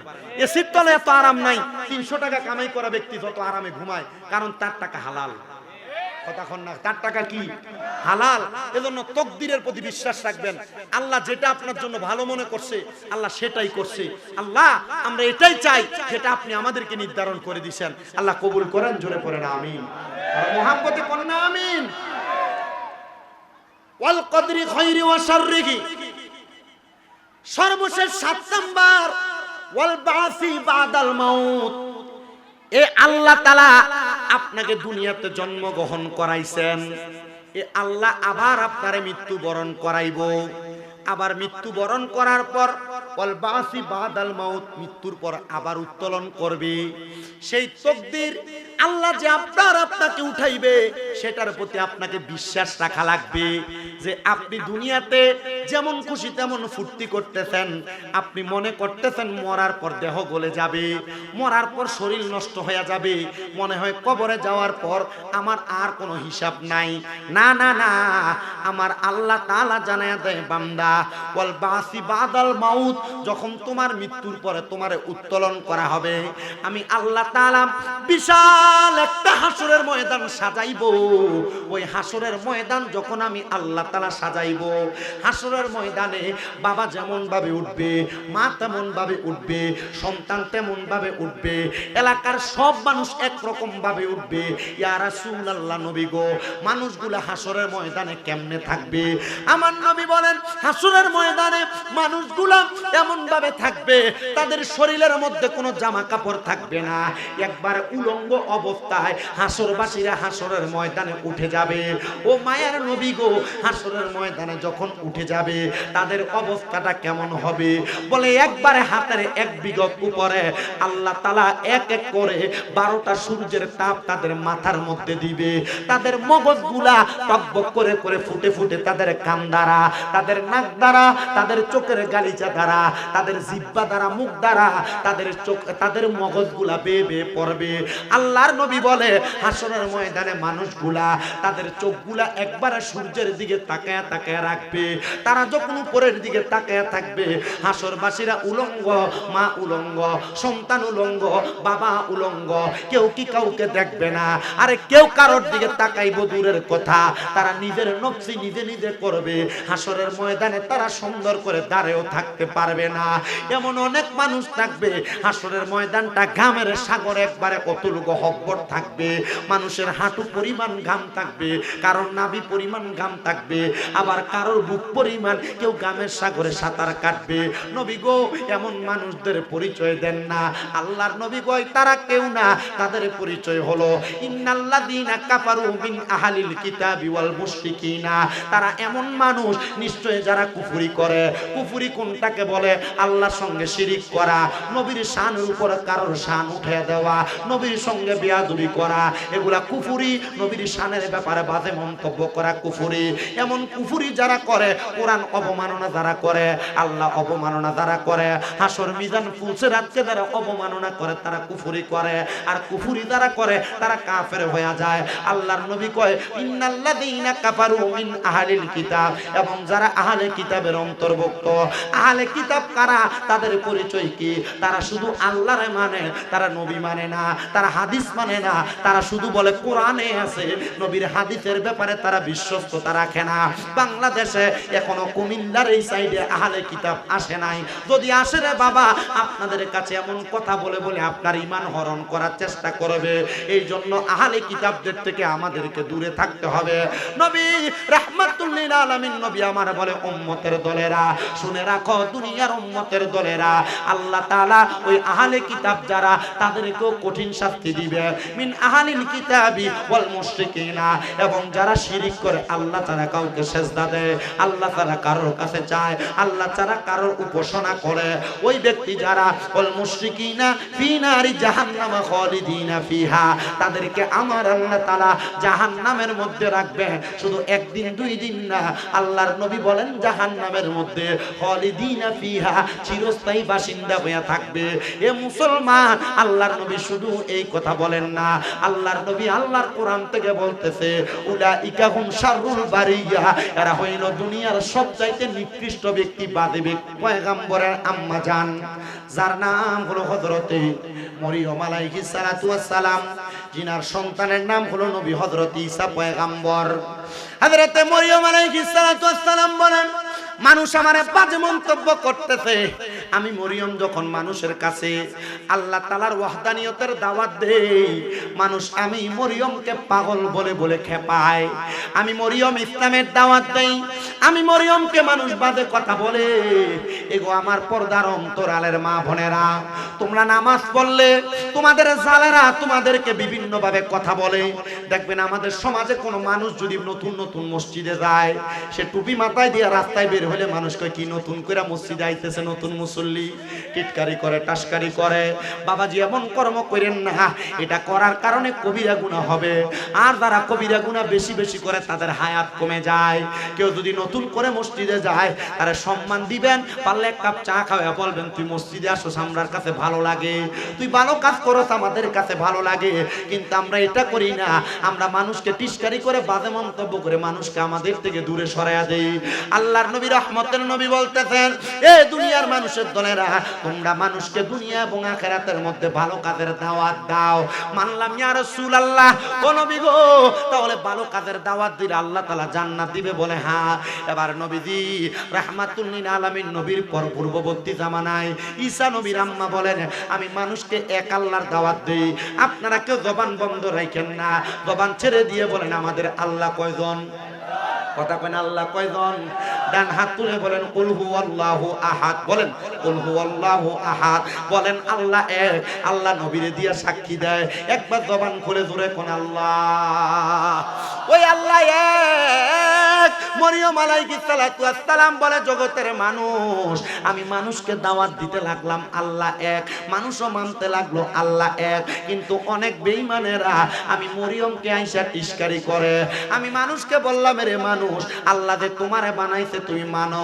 বলে না আমরা মানি না আমরা লাত এবং উজ্জার পূজা করব আমরা মূর্তির পূজা করব আমার আল্লাহর নবীজি রহমতের নবীজির আম্মা জান হযরত মরিয়ম ডাক দিয়া কয় জগতের মানুষ তোমরা যে এমন ভাবে আমার আল্লাহ তাআলাকে অস্বীকার করো তোমরা কি জানো না আমার আল্লাহ তাআলা তোমাদের জন্য যন্ত্রণাদায়ক শাস্তি রেডি করে রাখছে আল্লাহর নবী রাহমাতুল লিল আলামিন নবীজি মদিনার কামনিওয়ালা দয়াল নবী আমার নবী ডাক দিয়া কয় জগতের মানুষ ও দুনিয়ার মানুষের দলেরা জানো রে হযরত মরিয়ম আমার আল্লাহরে মানুষের কাছে দাওয়াত প্রচার করার জন্য আল্লাহর ব্যাপারে মানুষকে বিশ্বাস করানোর জন্য যখন দাওয়াত দিতে যায় আমার মরিয়ম রে মানুষ বড় কষ্ট দিয়েছে আমার মরিয়ম রে মানুষ বড় আঘাত দিয়েছে মরিয়ম যা কয় ও দুনিয়ার মানুষ রে আমার আল্লাহ তোমারে বানাইছে আমার আল্লাহ তোমারে খাওয়ায় আমার আল্লাহ তোমারে পড়ায় তোমরা কেন আল্লাহর ইবাদত করো না তারা কয় আমরা মানি না আল্লাহ যদি আমাদেরকে দুনিয়াতে বানায় তো আমরা তো মা বাবার মেলামেশার কারণে দুনিয়াতে আসছি না না না মা বাবার মেলামেশাতে দুনিয়াতে আসো নাই আমার আল্লাহ যদি না চায় তুমি কখনো তোমার মার উদরে আসতে পারবে না আরে এমন অনেক মানুষ এই অরণ্যপুর এলাকায় আছে যারা 10 বছর 15 বছর হয়ে গেছে তাদের সন্তান হয় না 5-7 বছর হয়ে গেছে সন্তান হয় না আরে স্বামী স্ত্রীর মেলামেশায় যদি সন্তান হইতো তাহলে আমার আল্লাহ তাআলার কুদরত বুঝতা না আমার আল্লাহ যদি কবুল না করে কখনো সন্তান পাইতা না হযরত মরিয়ম কয় দুনিয়ার মানুষ আমার আল্লাহ তোমরারে বানাইছে এই কথাটাই সত্য ও দুনিয়ার মানুষ আমি তোমাদের কাছে এটার একটা প্রমাণ দিয়া দিব মানুষ কয় ঠিক আছে মরিয়ম তোমার প্রমাণ চাই জোরে কন্যা মারহাবা আল্লাহর কাদের পক্ষে যদি কোনো মানুষ প্রমাণ দিতে যায়, তার পক্ষের মানুষ দেখবেন অটোমেটিক তৈরি হয়ে যায়। মরিয়ম কয়, আল্লাহ ও আল্লাহ, আমি তো তারারে চ্যালেঞ্জ করলাম, আমি তারারে তোমার ওহদানিয়তের প্রমাণ দিব। আল্লাহ কেমনে তারারে আমি প্রমাণ দিতাম, তুমি একবার আমারে বলো না। আমার আল্লাহ কয়, মরিয়ম আমি আল্লাহরে শুকরিয়া আদায় করার জন্য 2 রাকাত নামাজ আদায় করো। ও বাবা, আল্লাহরে খুশি করবার লাগে 2 রাকাত নামাজ পড়েন। আপনার সন্তান হয় না, দেখবেন নফল ইবাদতের কারণে সন্তান দিব, বিপদ কাটে না। 2 রাকাত নামাজ পড়লে আল্লাহ সন্তান দিব, বিপদ কাটিয়ে দিব। রোগ বালা হয় না, নফল ইবাদতের মাধ্যমে রোগটা ভালো কইরা দিব। হযরত মরিয়ম কয়, আল্লাহ 2 রাকাত নামাজ বললা, শুধু 2 রাকাত না গো, আপনি আল্লাহ যদি চান আমি আবার সারাটা দিব না, আপনার 2 রাকাত করে নামাজ পড়ে কাটিয়ে দিব। আল্লাহ কয়, মরিয়ম আমি আল্লাহ বললাম 2 রাকাত পড়ো। হযরত মরিয়ম কয়, 2 রাকাত নামাজ পড়লাম। আমার আল্লাহ তাআলার বন্ধু হযরত মরিয়ম আলাইহিস সালাতু ওয়াস সালাম, ঈসা নবীর আম্মা জান, উনি বলেন আমি যখন 2 রাকাত নামাজ পড়লাম, আমার আল্লাহ তাআলা আমারে কবুল কইরা নিছে। ওই কবুলের মাধ্যমে আমি নবুয়তের দাওয়াত দেই। এবার মরিয়ম আলাইহিস সালাতু ওয়াস সালামের আলমের মা হযরত ঈসা নবীর নানি, যার নাম হলো হযরতে হান্না। হযরত হান্না বলে, আমি যখন দুনিয়াতে চলাফেরা করি, আমার কলিজার টুকরা স্বামী উনি ছিলেন বাইতুল মুকাদ্দাসের ইমাম। বর্তমান ফিলিস্তিনে যেই বাইতুল মুকাদ্দাস, ওই বাইতুল মুকাদ্দাসের ইমাম ছিল ঈসা নবীর নানা হযরত হান্নার। এই হযরত হান্নার স্বামী উনি বলেন, একজন ইমাম ছিলেন না, বাইতুল মুকাদ্দাসের ইমাম ছিল 5 জন। ধরে কন্যা কয়জন?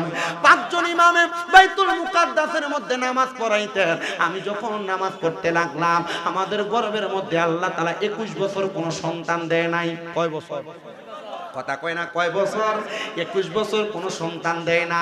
আমি আল্লাহর কাছে কাঁদতে লাগলাম, ও আল্লাহ, আমার স্বামী আপনার ঘরের ইমামতি করে, আমার স্বামী আপনার ঘরের খাদেম, আমার স্বামী আপনার ঘরের চাকর।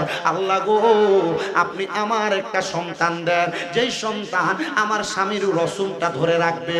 আমার আল্লাহ তাআলা হযরত ঈসা নবীর নানি হান্নারে ডাক দিয়া বলতেছে, গো হান্না, মনে রাখবা গো, আমি আল্লাহ তোমার একটা সন্তান দিব, তবে তোমার স্বামীর রসুল ধরে রাখার জন্য না, তোমার স্বামীর পুরুষ ধরে রাখার জন্য না, তোমার স্বামীর জন্য ইন্তেকালের পরে তুমি তোমার জীবন কাটানোর জন্য আমি তোমার একটা সন্তান দান করব। ঈসা নবীর নানির গর্ভের মধ্যে যখন হযরতে মরিয়মের জন্মগ্রহণ হবে, এমন টাইমে হযরত মরিয়ম তার মায়ের গর্ভে, ঈসা নবীর নানা জান ইন্তেকাল করলেন। ইন্তেকাল করার পরে ঈসা নবীর নানি জান আল্লাহর কাছে বলে, গো আল্লাহ, সন্তান গর্ভে নিলা, স্বামীকে উঠে নিলা, আল্লাহ তোমার কুদরতের খেলা বুঝতে পারলাম না। আল্লাহ এখন আমারে কে ইনকাম করে খাওয়াইবো, আমাদের ভরণ পোষণ কে চালাইবো? ও আল্লাহ তুমি কবুল করো। অল্প কিছুদিন পরে হযরত মরিয়মের জন্ম হয়ে যায়। হযরত মরিয়মকে নিয়া হযরত হান্না কুলের মধ্যে উঠায়া বাইতুল মুকাদ্দাস মসজিদের সামনে গেছেন। মুকাদ্দাস মসজিদের সামনে যাইয়া বাইতুল মুকাদ্দাসের বাকি 4 জন ইমামকে ডাক দিলেন, ও মুকাদ্দাসের ইমামেরা একটু আমার সামনে আসেন। 4 জন ইমাম যখন সামনে আসছে, আবারও বইলা নেই, তখন কিন্তু পর্দার আয়াত নাজিল হয় নাই। মহিলারা যে পর্দা করা লাগবে তখন ওই আয়াত নাজিল হয় নাই। কখন নাজিল হয়েছে? আমার নবীর উপর যখন কোরআন নাজিল হয়, কোরআন নাজিল হওয়ার মধ্যবর্তী সময় পর্দার আয়াত নাজিল হয়েছে। এরপর থেকে মহিলারা পুরুষের সামনে যায় না, বেপর্দা হয় না, পর্দার আড়ালে থাকে। আর আজকে অরুণপুর মাহফিল, অরুণপুরের বেরিয়ে সবাই সে কসমেটিক কিনবার লাগে। কথা কয় না, ঠিক না বেঠে? আর দামাই যদি 500 টি আর 1000 টি আজকে কসমেটিক কিনার লেগে দিছে না, মুখ একবারে হুলে রাখছে বাক্য ব্যাংকের মতো। কথা কয় না খা মা, আমি চাই না অরণ্যপুর এলাকার কোন মহিলা জাহান্নামে যাক। আমি চাই না অরণ্যপুর সহ এই কুমিল্লার কোন মহিলা জাহান্নামে যাক। মা মনে রাখবেন, আপনার স্বামী ছাড়া আপনার চেহারা যদি কোনো পরপুরুষকে আপনি দেখান, আপনি জাহান্নামী। বলে কেন? আল্লাহর নবী বলে, একটা মহিলার চেহারা যদি 40 জন পুরুষ মানুষ দেখে, ওই মহিলা জাহান্নামে যাবে। বলে কেন? বলে আদ-দাইয়ুসু লা ইয়াদখুলুল জান্নাহ, জান্নাতের গেটে লেখা থাকবে দাইয়ুস কোনোদিন জান্নাতে যাবে না। তা আপনারা যে পরপুরুষের সামনে যান, আপনি জান্নাতে জান্নাতে যাবেন কিনা আপনি চিন্তা করে দেখেন। আর আপনারা যারা এখানে বসছেন, আপনাদের যাদের বউ, আপনাদের মা, আপনাদের মেয়ে, আপনাদের বোন যারা বেপরদা ঘুরে বেড়ায়, এদের কারণে আপনি জান্নাতে যাইতে পারবেন না। কারণ কি? একটাই মাত্র কারণ, এরা বেপরদা ঘুরবে। কবরে যাওয়ার পর যদি প্রশ্ন করে পর্দা কেন করো নাই, তখন বলবে ও আল্লাহ পর্দা করব কিভাবে? আমার স্বামী, আমার সন্তান, আমার ভাই আমারে আমার ফুতে পর্দা করায় নাই, আমি বেপরদা ঘুরছি। আল্লাহর কসম করে বলি ও অরণ্যপুরের ভাই বাবারা, আপনারা যদি আপনাদের স্ত্রী, আপনাদের মেয়ে, আপনাদের মাকে, আপনার বোনকে পর্দা না করান, এদের কারণে আপনারা দুজকে যাবেন। তো আপনি দুজকে যাবেন না জান্নাতে যাবেন, আপনার হিসাবটা আপনি একটু মিলিয়ে দেখেন। কথা কি বুঝতে পারছেন আপনারা? এজন্য পর্দা বড় কঠিন বিষয়।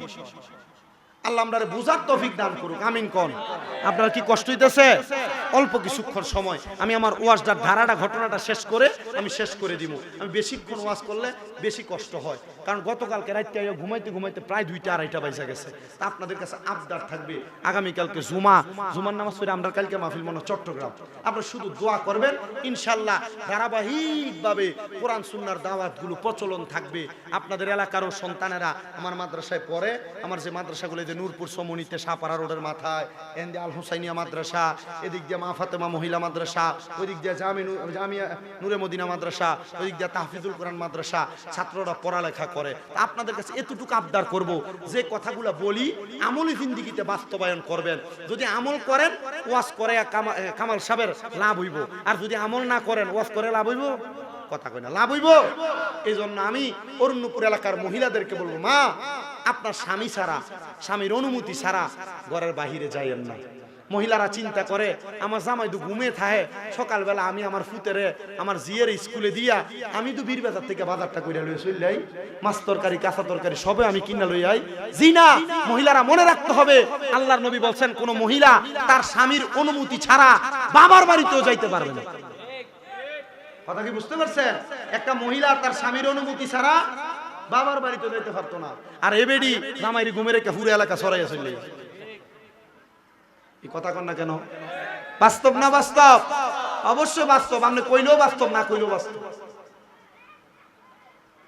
এজন্য মা বোনদেরকে বলবো, আপনারা পর্দা করবেন স্বামী ছাড়া, কোন পর পুরুষের সামনে যাবেন না।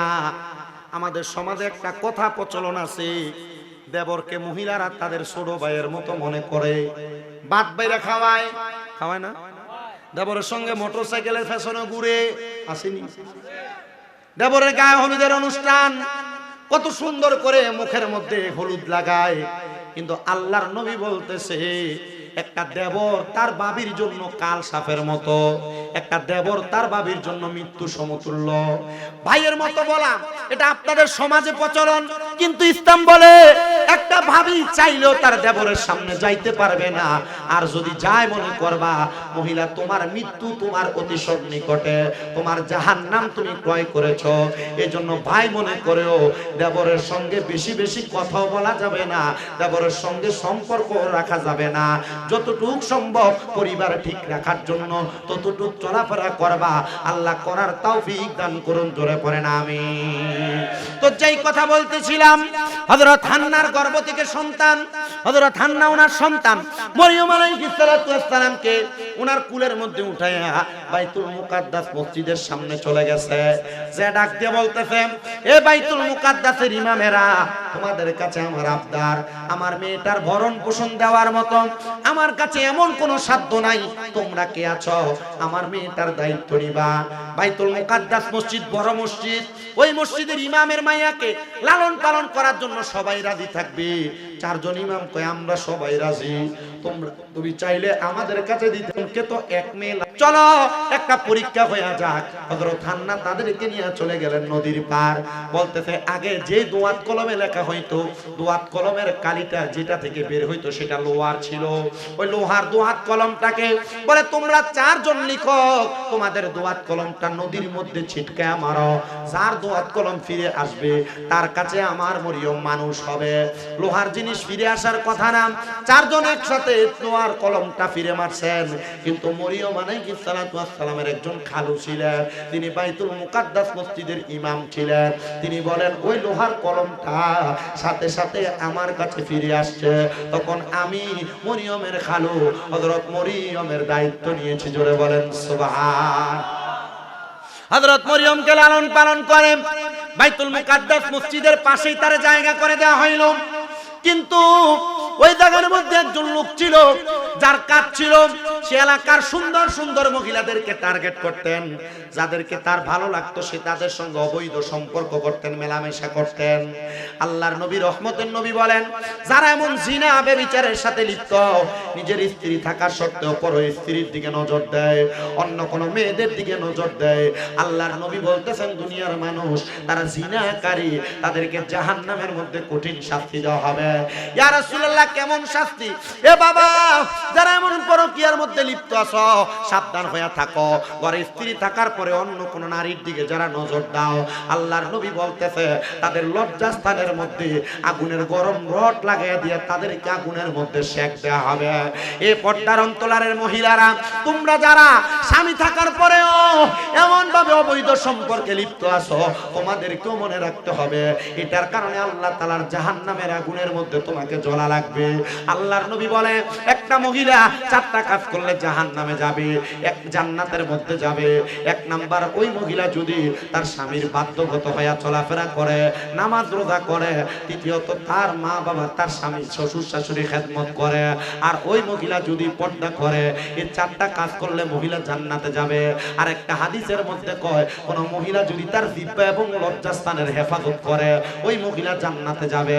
এই জন্য আমার মা বোনেরা, যুবক ভাইরা, জিহ্বা এবং লজ্জাস্থানের হেফাজত করবা। নিজের স্ত্রী ছাড়া অন্যদের সঙ্গে মিলিত হওয়ার চেষ্টা করবা না। এটা জিনা ব্যভিচার, এটার হেফাজত না করলে আল্লাহ তাআলার জাহান্নাম তোমার জন্য অবধারিত। তিরমিজি শরীফের মধ্যে আল্লাহর নবীর হাদিস ঘোষণা। নবী আমার বলতেছেন পরবর্তী জায়গায়, শুধু তাই নয়, কোন মানুষ যদি দুনিয়ার জমিনে থাকা অবস্থায় বিবাহের পূর্ব মুহূর্তে কোন নারীর সঙ্গে মিলিত হয়ে যায়, এটার কারণে ওই মানুষ জাহান্নামে চলে যাবে। এবার আসেন আমার ভাইয়েরা, হযরত মরিয়ম বলেন আমার দিকে ওই বাজে মানুষটা বাজে নজরে নজরে তাকায়। যখন আমার দিকে বাজে নজরে তাকায়, তখন আমি একদিন দুপুর বেলা গোসল করে আমার ঘরে প্রবেশ করতেছি। ওই হাসানি নামক লোকটা আমার ঘরের সামনে দাঁড়ায়া আমার দিকে বাজে নজরে নজরে তাকায়। তখন আমি তাকে বললাম, তুই আমার ঘরের মধ্যে প্রবেশ করিস না। এমন টাইম আমি দেখতে পাইলাম হঠাৎ করে আসমান থেকে একটা ঝড়ো হাওয়া নিচের দিকে নামছে, আর ওই ব্যক্তি আমার সামনে থাইকা একটা বাতাসের মতো বাড়ি খায়া দেয়ালের সাথে ধাক্কা লাগা মাথা ফাইটা নিচে পড়ে ইন্তেকাল করেছে। হযরত মরিয়ম বলে, আমি তো মানুষকে বলেছি আল্লাহ তাআলা আমাদেরকে বানায় এটার সাক্ষী প্রমাণ দিয়ে দিব। এমন টাইমে আল্লাহ তাআলার ফেরেশতা আমি মরিয়মের ঘরের দরজার মধ্যে দাঁড়িয়ে গেছে। আমার ঘরের দরজায় দাঁড়ায় ডাক দিয়া কয়, আসসালামু আলাইকুম ইয়া মরিয়ম। যখন আমার সালাম দেয়, আমি সালামের জবাব দিলাম। আমার প্রশ্ন করলাম, মান আনতা, কে আপনি? আমাকে উনি জবাব দেয়, আমি কইলাম আল্লাহ তাআলার ফেরেশতা, যার নাম হলো মুআল্লিমুল মালায়েকা। আমি কইলাম হযরত জিবরাইল আলাইহিস সালাতু ওয়াস সালাম। ইয়া জিবরাইল, আপনি কেন আমার ঘরের দরজার মধ্যে আগমন করলেন? জিবরাইল ডাক দিয়া বলতেছে, অন্য কোনো কারণে আসি নাই। আল্লাহ বলেছে আল্লাহ তাআলার ওয়াহদানিয়ত, আল্লাহ তাআলার তাওহীদের দাওয়াত দেওয়ার জন্য, সাক্ষী দেওয়ার জন্য। তোমার কাছে নাকি মুনাফিকরা প্রমাণ চায়, আসো আমার সামনে আসো। হযরত মরিয়ম জিবরাইলের সামনে দাঁড়াইলেন। জিবরাইল বলে, ও মরিয়ম, তুমি তোমার জবানটাকে একটু হা করো, মেরে ফেলো। হযরত মরিয়ম তার জবানটাকে মেরে ফেললেন। জিবরাইল তার মুখের মধ্যে একটা ফুৎকার যখন করলেন, হযরত মরিয়ম বলে, ওই ফুৎকারের সাথে সাথে আমার গর্ভে আল্লাহ তাআলা একটা সন্তান দান করে দিয়েছে। বলেন সুবহানাল্লাহ। এলাকার মানুষ হযরত মরিয়মকে বাজে বলা শুরু করলেন। এ মরিয়ম কি করলাম? স্বামী নাই, বিবাহ হয় নাই, পেটে সন্তান আসে কিভাবে? বলে এটা আমার আল্লাহর কুদরত। আল্লাহ চাইলে স্বামী ছাড়াও সন্তান দিতে পারেন। মারহাবা কর। তবে এই যুগে চলে না। এই যুগে যদি স্বামী ছাড়া সন্তান আসে, মানুষ এটাকে ঘৃণা করো মহিলা বলে ডাকবে, কথা কোন না ঠিক কিনা? শুনেন আমার বাবারাম, হযরত মরিয়মকে মানুষ বাজে কথা বলে, মন্দ কথা বলে। হযরত মরিয়ম বলে বাজে কথা মন্দ কথাগুলা শুনে শুনে আমি মরিয়ম আল্লাহর কাছে নামাজ পড়ে পড়ে দোয়া করি, আল্লাহ মানুষ আমারে বাজে বলে মন্দ বলে আমার কাছে ভালো লাগে না, ও আল্লাহ তুমি আমারে কবুল করে নাও। আমি মরিয়মকে মানুষ যে বাজে বলে এটা আমার কাছে বড় বোঝা বোঝা মনে হয়। হযরত মরিয়মের গর্ভ থেকে অল্প কিছুদিন পর সন্তান আগমন করলো, ঈসা পয়গাম্বর। মানুষ এলাকার সব একসাথে মরিয়মের ঘরের দরজায়, এ মরিয়ম, যে সন্তানের বাবা নাই এই সন্তান দুনিয়ায় থাকতে পারবে না। কেউ বলে এই সন্তানকে জীবিত অবস্থায় মাটিতে গাড়ায় ফেলো, কেউ বলে এই সন্তানকে জীবিত অবস্থায় আগুনের মধ্যে ফেলে দাও। হযরত মরিয়ম কয় আল্লাহ, যেই সন্তানকে আমি জন্ম দিলাম এই সন্তান যদি আমার চোখের সামনে মেরে ফেলা হয় আমি মরিয়ম মানতে পারবো না। আল্লাহ গো, ফরিয়াদ তোমার দরবারে, তুমি আমার সন্তানটারে আল্লাহর হস্তে বাঁচাইয়া দাও। আল্লাহ কয় মরিয়ম, আবারও আমার শুকরিয়া আদায় করে 2 রাকাত নামাজ পড়ো। যত জায়গায় আল্লাহর শুকরিয়া তত জায়গায় 2 রাকাত নামাজ। হযরত মরিয়ম 2 রাকাত নামাজ পড়লেন। এবার যখন হযরত মরিয়মের সন্তানকে তারা ছিটকে নিয়ে যাবে, তখন ওই সন্তান ডাক দিয়া কই, ওই এলাকার মানুষ রে, আমি কোনো অবৈধ সন্তান না, আমি আমার আল্লাহ তাআলার ফুৎকারে তৈরি, এই জন্য আমার নাম আল্লাহ রাখছেন ঈসা রুহুল্লাহ। জোরে বলেন সুবহানাল্লাহ। হযরতে মরিয়ম আলাইহিস সালাম কয় আল্লাহ, আমার সন্তান যেহেতু আপনি এখন প্রমাণ করে দিয়েছেন, নবজাতক সন্তান জন্ম নেওয়ার পর কেমনে কথা বলে, তার মানে বোঝা যায় আল্লাহ চাইলে একদিনে জন্ম নেওয়া সন্তানরেও কথা বলাইতে পারে, ক্ষমতা আল্লাহর আছে না নাই? আজকে কথা কয় তোরে কোন আছে না নাই? মুসলমান ইমামদারেরা, আজকেও বিকাল বেলা আমার মাদ্রাসায় একটা ছাত্র আসছে কচুয়া থেকে, তার মা তারা ডাক্তার দেখে আমার কাছে নিয়ে আসছে, হুজুর আমার বড় শখ আপনার মাদ্রাসা অনেক ছাত্র, এই পোলাটারে আপনার মাদ্রাসায় পড়াইতাম। আমি কইলাম পড়ান, এটা ভালো কথা, সন্তান মাদ্রাসায় পড়বে। আমি তার জিজ্ঞাইলাম তোমার নাম কি? সে আমার মুখ খুইলা তার নামটা বলতে তার কষ্ট হয়। দেখবেন এলাকার মধ্যে মানুষ বালা ফোলাটারে মাদ্রাসায় ভর্তি করায় না, যেটা ল্যাংড়া লুলা আতুরে এটারে নিয়ে মাদ্রাসায় ভর্তি করায় না। না না, যেটা একটু সুন্দর দেখতে, স্বাস্থ্যকর, ভালো দেখতে, এটারে মাদ্রাসায় পড়াইবেন। বাবা মনে রাখবেন, মাদ্রাসার পড়া কিন্তু এত সহজ না। মনে করেন স্কুল ভার্সিটিতে কলেজে পড়লে মনে হয় এত সোজা পড়ালেখা, কঠিন পড়ালেখা। মাদ্রাসা ছাত্র যেমন বাংলা পড়ে, স্কুলের ছাত্র তেমন বাংলা পড়ে, স্কুলের ছাত্র যেমন ইংরেজি পড়ে, মাদ্রাসার ছাত্র তেমন ইংরেজি পড়ে। স্কুলের ছাত্র যেমন ভাবে গণিত এবং সায়েন্সের সাবজেক্ট নিয়ে পড়ে, মাদ্রাসার ছাত্র সেম সাবজেক্ট নিয়ে পড়ে। কিন্তু মাদ্রাসার স্কুলের পার্থক্য হলো, মাদ্রাসায় কোরআন সুন্নাহ শিখায়, এটা বাড়তি, কিন্তু স্কুলের মধ্যে এগুলা পড়ায় না, কলেজে এগুলা পড়ায় না। এজন্য আপনাদের সবাইকে একটু মনে মনে চিন্তা করতে হবে, আমার দুনিয়া এবং আখিরাত সুন্দর করার জন্য আমাদের সবাইকে এক একজন সন্তানকে আলেম দ্বীন বানানোর প্রয়োজন। আলেম কমে গেছে বিদায়, হক্কানি আলেম নাই বিদায় সমাজের মধ্যে বিশৃঙ্খলা, কোরআন হাদিস মানুষ মানে না, মানুষ হারাম কাজ বাদে কাজগুলা নিয়ে ব্যস্ত থাকে। ওই সন্তান কথা বলতে পারে না। আমি জিজ্ঞাইলাম তো কথা বলতে পারে না, কম কম কথা বলে, তারে কেমনে মাদ্রাসায় পড়াইবেন? বলে হুজুর নিয়ত করছে ফোলাটা মাদ্রাসায় পড়ামু। হুজুর ফোলাটা মাদ্রাসায় পড়ানোর কারণে বালা হইয়া যায়। আমি তার হা করে দেখলাম, তার আলা জিহ্বাটা মনে হয় তার উপরে জিহ্বার সাথে লেগে আছে। আমি বুঝতে পারলাম হয়তো এই কারণে তার কথা বলতে কষ্ট হয়। আমি তার মারে বললাম, আপনি মাদ্রাসায় পড়াবেন ভালো কথা, মনে মনে আরেকটা ভালো নিয়ত করেন, যদি আল্লাহ আপনার সন্তানকে এমন রোগ থেকে শেফা দান করে, আপনি আল্লাহর রাস্তায় কোনো কিছু দান করে দিবেন। তো হুজুর নিয়ত করলাম, আল্লাহ যেন আমার সন্তানকে ভালো করে দেন, আপনি সেই দোয়াটা করে দেন। ও বাবা, এমন অনেক সন্তান আমার মাদ্রাসায় পড়ে, তাদের মা নাই, যাদের বাবা নাই, কিন্তু তাদের দায়িত্ব তাদের মামারা, চাচারা নিয়েছে। একমাত্র মাদ্রাসা শিক্ষার ফজিলত সম্পর্কে জানার পর আপনাদের সবার কাছে করজোরে আবদার, আপনারা আপনাদের এক একটা সন্তান, এক একটা নাতি নাতকুরে মাদ্রাসায় পড়ায়েন। মাদ্রাসায় পড়াই কথা সত্য, এটার একটু স্মার্ট ভাবে রাখে না, কোন রকম পুরাতন জামা কাপড় পরে পরে মাদ্রাসায় পাঠায়। আরে না, আলেম ওলামা হুজুর হইছে, সে নবীর ওয়ারিস হইছে, এর গায়ের পাঞ্জাবি থাকবো সুন্দর আয়রন করা, কি কথা কয় না, এর পাঞ্জাবি থাকবো নতুন, মাথা টুপি থাকবে সুন্দর। আপনি এটারে ফরাই দিতেছেন কোন রকম যাত্রা হাইয়ার যায়, কোন রকম চলে আর কি না মিয়া। আপনি মনে করেন হুজুররা শুধু 10 টাকা 20 টাকা 50 100 টাকা শুধু হাদিয়া পায়, এটাই হুজুর? আপনি ভুলা গেছেন নবীজি দুনিয়াতে নবীদের কোনো সন্তান রাখা যায় নাই, কিন্তু আল উলামা ওয়ারাসাতুল আম্বিয়া, নবীদের ওয়ারিস হিসেবে আলেমদেরকে রাখা গেছে। নবী যেহেতু পাও নাই, আলেমদেরকে সম্মান করো, নবীদেরকে সম্মান করা সওয়াব পাইবা। আপনি আপনার একটা সন্তানকে যদি আলেম বানান, আপনার লাভ আছে না নাই? আছে। আপনারা তো কষ্ট করে বসে রয়েছেন, গরম লাগতেছে বুঝতেছি, আবার অনেকে ঘুরতেছে, তাবারুকটা রেডি হইব, ইয়ানাবি করে দাঁড়াইবো, মুনাজাতের আগে দিয়ে যাবো, মুনাজাতটা দেওয়ানোর সময় দেখবেন এনে জাগ হয় না। এটা আমি বুঝি, এটাও জগন্নাথপুর ইউনিয়ন, আমিও জগন্নাথপুর ইউনিয়নের সন্তান। আপনারা যারা বাহিরে এখনো ঘুরতেছেন, জায়গা যতটুকু আছে ততটুকু একটু বসার চেষ্টা করেন। আমরা আমার ওয়াজ শেষ করতেছি, শুধু এই কথাটা বলে আমার ওয়াজটা শেষের দিকে যাচ্ছে। আপনার কি কষ্ট হইব? আমার ওয়াজের সিস্টেম এইটা। আমি আমার মাহফিল কমিটির টাইম দিয়ে দেই, যারা আমার দাওয়াত দিবেন এশারের পরে 1.5 ঘন্টা, নাহলে 10:30 থেকে 1.5 ঘন্টা, এমন হইলে দাওয়াত দেন, আর নাহলে কোনো দাওয়াত না। একটু আগে আমরা ইমরান ভাইয়ের ঘরে বইয়া রাখলাম না মাহফিলটা, আমি কইছি যে হয় 10:30 থেকে 1.5 ঘন্টা, না এশারের পরে 1.5 ঘন্টা, যে সময় মন চায় না। 10:30 থেকে 1.5 ঘন্টা দিলে 12টায় মাহফিল শেষ, এশারের পরে থেকে 1.5 ঘন্টা দিলে 9:30টায় মাহফিল শেষ। এভাবে সিস্টেম, দুইটা করলেও অসুবিধা হয় না, টাইম মতো টাইম মেনটেন করা যায়। আমি এতক্ষণ যা কথা বলছি, বেহুদা কোনো কথা বলছি? যেগুলা বলছি এগুলা কামে লাগার কথা না, অকাজের কথা। আপনি মানলে লাগবো কাজে, না মানলে এগুলা কিছুই না। আল্লাহ কবুল করেন, আমিন কোন। আস্তে কইতাছে রে আমিন, আর জোরে কোন আমিন। হযরত মরিয়মের সন্তান যখন জন্ম নেয়,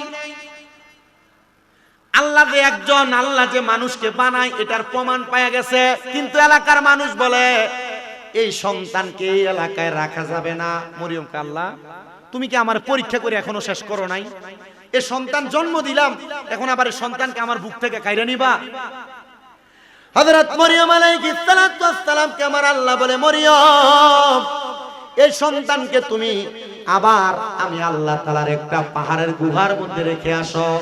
হযরত মরিয়ম বলে, আমি আমার আল্লাহ তাআলার হুকুম মোতাবেক আমার সন্তানকে দুগ্ধ পান করায়া আমি পাহাড়ের গুহার মধ্যে রেখে আসতাম। ওগো আল্লাহ, আমার সন্তান ঈসা নবী কি পান করবে, কি আহার করবে? আল্লাহ বলে, রে মরিয়ম, আমি আল্লাহ তাআলা কুদরতের একটা নহর হযরত ঈসা পয়গম্বরের ডান হাতের আঙ্গুলের মাথার মধ্যে লাগিয়ে দিছি। ঈসা নবীর যখন ক্ষুধা লাগবে, উনি যদি ডান হাতের শাহাদাত আঙ্গুলটা তার মুখের মধ্যে ঢুকায়, ঈসা নবী তার খাবারগুলো পেয়ে যাবে। আমার আল্লাহ তাআলা এই দয়া কইরা মায়া কইরা ঈসা নবীরে দুনিয়াতে বাঁচায় রাখছে। এ মুসলমান ইমানদার অরণ্যপুর এলাকার বাবাজিরা, বন্ধুরা, যদি ঈসা নবীর আম্মা জান হযরত মরিয়মের দুয়ার কারণে ঈসা নবীর আল্লাহ তাআলা হাতের আঙ্গুলের মধ্যে খাবারের ব্যবস্থা করে দিতে পারে, আজকে যে কামাল মিয়া তার মা বাবার জন্য কবরবাসীর মাগফিরাত কামনায় জান্নাতের বাগান সাজাইছে, আমি ব্রাদার ওয়াজ শুই না, আমার সন্তান বাড়িতে আইসা আমার পায়ে ধরে মাপ চাইছে, মনে করবা মাহফিল আল্লাহর কাছে কবুল হয়ে গেছে। কোন মহিলা যদি একজন আরেকজনকে বলে, এ আমার সন্তান ওয়াজ শোনার পর আমার পায়ে ধরে মাপ চাইছে, মনে করবা মাহফিল আল্লাহর কাছে কবুল হয়ে গেছে। অনেকে চিন্তা করতেছে, হুজুর, ও হুজুর, আমি তো কোনোদিন আমার মার সাথে অন্যায় করি নাই, বাবার সাথে অন্যায় করি নাই, আমিও কি আমার মা বাবার পায়ে ধরে মাপ চাইবো? ও সন্তান, অন্যায় করো আর না করো, আম্মা আব্বার পায়ে ধরে মাপ চাইলে তোমার দাম কমবে না, সম্মান কমবে না, ইজ্জত কমবে না। আম্মা আব্বার পায়ে ধরে মাপ চাইলে আল্লাহ তাআলা তোমার সম্মান বাড়াইয়া দিবে, ইজ্জত বাড়াইয়া দিবে। এই জন্য আপনারা জানাই, আম্মা আব্বার পায়ে ধরে মাপ চাইবা। অনেক সন্তান চিন্তা করে, হুজুর, যাদের বাড়িতে বাবা আছে তারা বাড়িতে যাইয়া বাবার পায়ে ধরে মাপ চাইবো, আমার তো আব্বা নাই, আমি কার পায়ে ধরে মাপ চাইবো? হুজুর, যাদের বাড়িতে মা আছে তারা বাড়িতে যাইয়া মার পায়ে ধরে মাপ চাইবো, আমার তো আম্মা নাই, তারা আমি কেমনে আমার আম্মার পায়ে ধরে মাপ চাইবো? সন্তান অল্প কিছুক্ষণ পরে আখিরি মুনাজাত হয়ে যাবে। আম্মা আব্বা যদি কবরে থাকে, আল্লাহর দরবারে দোয়া করবা, গো আল্লাহ তাআলা, আমার মা কবরে, আমার বাবা কবরে, রব্বির হামহুমা কামা রব্বায়ানি সগীরা। আল্লাহর নবী বলতেছে, কোন সন্তানের মা বাবা মারা যাওয়ার পরে ওই সন্তান যদি আল্লাহর দরবারে চোখের মনি কোঠার মধ্যে একটা মাছির মাথা পরিমাণ পানি ছাইরা দিয়া কান্দে, ওই পানি মাটিতে পড়ার আগে আমার আল্লাহ তার মা বাবার জীবনের গুনাহ মাফ করে দেয়। কামাল মিয়ার মা কবরে, কামাল মিয়ার বাবা কবরে, তাদের জন্য দোয়া চাই, এত সুন্দর সুন্দর মাহফিলের ইন্তজাম করেছে। ওগো আল্লাহ, আজকের মাহফিলের উসিলায় উনি সহ এই অরণ্যপুর এলাকা সহ যত মানুষ আজকের মাহফিলে শরীক হয়েছে, আল্লাহ প্রত্যেকের মা বাবার কবর জান্নাতের বাগান বানিয়ে দাও। ও আল্লাহ, যারা এখনো মা বাবার কাছে মাপ চাইতে পারে না, আল্লাহ তাদেরকে মা বাবার কাছে ক্ষমা চাওয়ার তৌফিক দান করে দাও। এ সন্তানের দলেরা, আমি আজকের ওয়াজের একটা ধারাবাহিকতা বলে দিয়ে যাই। 7 বিষয় ঈমান আনলে জান্নাতি। আল্লাহর প্রতি, ফেরেশতার প্রতি, কিতাবের প্রতি, রাসূলের প্রতি, আখিরাতের প্রতি, তকদিরের ভালো মন্দের প্রতি এবং কিয়ামত দিবসে আল্লাহ আবার উত্তোলন করবে তার প্রতি। আরেকটা বিষয় বলে দিয়ে যায়, যদি আপনার সব বিষয় ঈমান আছে কিন্তু আপনি মারে ভাব দেন না, বাপরে বাদ দেন না, ঈমান দিয়া কোনো লাভ হবে না। কারণ ঈমানের মজবুত যে জায়গাটা, যে গাছের গোড়ার মধ্যে পানি দিলে গাছ জীবিত থাকে, আপনি আপনার গোড়াকে মেরে ফেলেছেন, আপনার মা বাবার মনে কষ্ট দিয়ে রাখছেন। কোন সন্তান যদি তাদের মা বাবার মনে কষ্ট দিয়া 5 ওয়াক্ত নামাজ পড়ে কবুল হবে না, রোজা রাখে কবুল হবে না, হজ যাকাত দান সদকা করে কবুল হবে না। এজন্য সবার কাছে করজোরে আবদার জানাই, আপনারা সবাই সব সময় আম্মা আব্বার কাছে ক্ষমা চাইবেন, মাপ চাইবেন। আল্লাহ যেন যাদের মা বাবা বেঁচে আছে আম্মা আব্বার কাছে ক্ষমা চাইয়া আল্লাহর জান্নাত অর্জন করার তৌফিক দান করে পড়েন আমিন। আর যাদের মা বাবা ইন্তেকাল করেছে, সন্তানেরা আবদার করি, মা বাবা কবরে কেমন আছে আপনি জানেন না। আল্লাহর নবী বলেন, কোন সন্তানের মা বাবা ইন্তেকাল করার পরে ওই সন্তান যদি তার মার জন্য, বাবার জন্য প্রত্যেক বৃহস্পতিবার আসরের নামাজের পর থেকে শুক্রবার জুমার দিন মাগরিবের নামাজের আগ পর্যন্ত মা বাবার কবরের সামনে যাইয়া হাত তুলে বলে, রব্বির হামহুমা কামা রব্বায়ানি সগীরা, পশ্চিমটা পিছ দিয়া মা বাবার মুখের দিকে ফিরা দোয়াটা করতে দেরি, আমার আল্লাহ তাআলা তার মা বাবার কবরের আযাব মাফ করতে দেরি হবে না। আপনাদের যাদের মা কবরে, বাবা কবরে, আপনারা সবাই এমন ভাবে মা বাবার জন্য দোয়া করবেন আর আল্লাহ এবং রাসূলের প্রতি ঈমানটা ঠিক রাখবেন। কোন ঈমান চোর যদি আপনার ঈমান চুরি করতে আসে, তাদের দিকে কান দিবেন না। আল্লাহ আমাদের সবাইকে এমন কর্ম সম্পাদন করার তৌফিক দান করুন, জোরে পড়েন আমিন। আসলেন নবী এই দরাতে রহমত বরকত নিয়ে, আসুন সবাই তাজিমে সালাম দেই ওই নবীরে, ইয়া নবী সালাম। আমার মরণের কত দিন বাকি আমি জানিলাম না গো আল্লাহ, মরণের কত দিন বাকি আমার, মরণের কত দিন বাকি আমি জানিলাম না গো আল্লাহ, মরণ দিন বাকি। হঠাৎ আজরাইল আসিয়া যেই দিন হস্তে দিবা দরি, তখন আমার মনাবাই করবে লোকা চুরি আমি জানিলাম না গো আল্লাহ, মরণের কত দিন বাকি আমার, মরণের কত আমি জানিলাম না গো আল্লাহ, মরণের দিন বাকি। আর হায়াত হইল হাতে বাইরে, মৌত হইল পায়ে, যেই জায়গায় যার মরণ লেখা সেই জায়গায় সে মরে আমি জানিলাম না গো আল্লাহ, মরণের কত বাকি। সবাই বলেন, মরণের কত দিন বাকি আমি জানিলাম না গো আল্লাহ, মরণের কত দিন বাকি। হঠাৎ আজরাইল আসিয়া যেই দিন হস্তে দিবা দরি, তখন আমার মনা বাগাই করবে লোকা চুরি আমি জানিলাম না গো আল্লাহ, মরণের কত দিন বাকি। আর 30 পারা কোরআন বাইরে মনে রাখো তো, কোন জায়গায় কোন হরফ লেখা রাখিও খবর আমি বুঝিলাম না গো আল্লাহ, মরণের কত দিন বাকি। আল্লাহ যেন কবুল করে, মরণের আগে ঈমান নসিব করে, জোরে কোন আমিন। আচ্ছা, আরেকটা কথা বইলা নেই, তারা যে তাবারুক দিবে আপনারা হই হুল্লোড় করেন না, 1 নাম্বার। 2 নাম্বার, আপনারা যারা এখানে বসছেন এদিকে দে ওইদিকে দে বইলা হই হুল্লোড় করেন না। আমার একটা তাবারুক দেওয়ার সিস্টেম আছে, সারা বাংলাদেশে অসংখ্য ভক্ত আছে আমার, যারা আমার মাহফিল গুলাতে কখনো আজ পর্যন্ত তাবারুক নিয়ে মারামারি আর পিটাপিটি হয় নাই। কেন হয় নাই? আমি আদব এবং শৃঙ্খলা বজায় রেখে দিচ্ছি। আপনারা 2, 3, 4 ওরা নিয়ে আসেন, 2 কাতার 3 কাতারে একজন একজন করে ঢুকবেন, তাবারুক তাড়াতাড়ি দিয়ে হয়ে যাবে। আপনারা আল্লাহর জিকির করবেন। আচ্ছা বলেন, আল্লাহর জিকিরের সময় কি কোনো বেয়াদবি চলে? আল্লাহর জিকিরের সময় কি কোনো খারাপ নাচানাচি চলে? আমার জিকিরের সিস্টেম, আল্লাহর জিকির হবে, আপনারা তাবারুক দিয়ে দিবেন।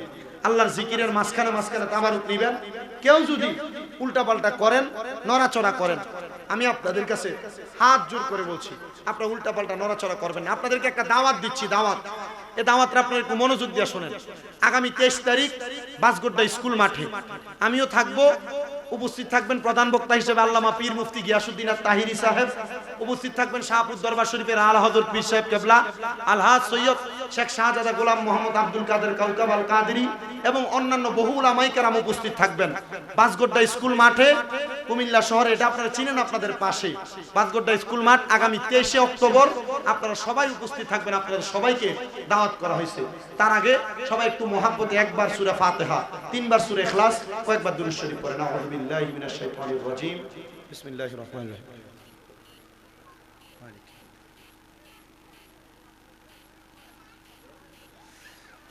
قل هو الله احد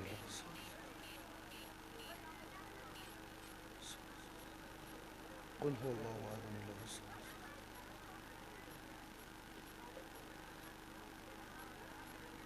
قل هو الله احد الله الصمد لم يلد ولم يولد ولم يكن له كفوا احد صلى الله عليك يا رسول الله صلى الله عليك يا حبيب الله صلى الله عليك يا شفيع المذنبين صلى الله عليك يا رحمة للعالمين أرني بجمالك يا رسول الله أرني بجمالك يا حبيب الله وظهره الأول صلى الله عليك يا رسول الله। আল্লাহ তাআলার জিকির হবে, জিকিরের মাঝখানে তাবারুক দিবে, তাবারুক দেওয়া শেষ মুনাজাত হবে। এরকম মুহাব্বতে আল্লাহ তাআলার জিকির করেন। আল্লাহ আল্লাহ আল্লাহ আল্লাহ আল্লাহ আল্লাহ আল্লাহ আল্লাহ আল্লাহ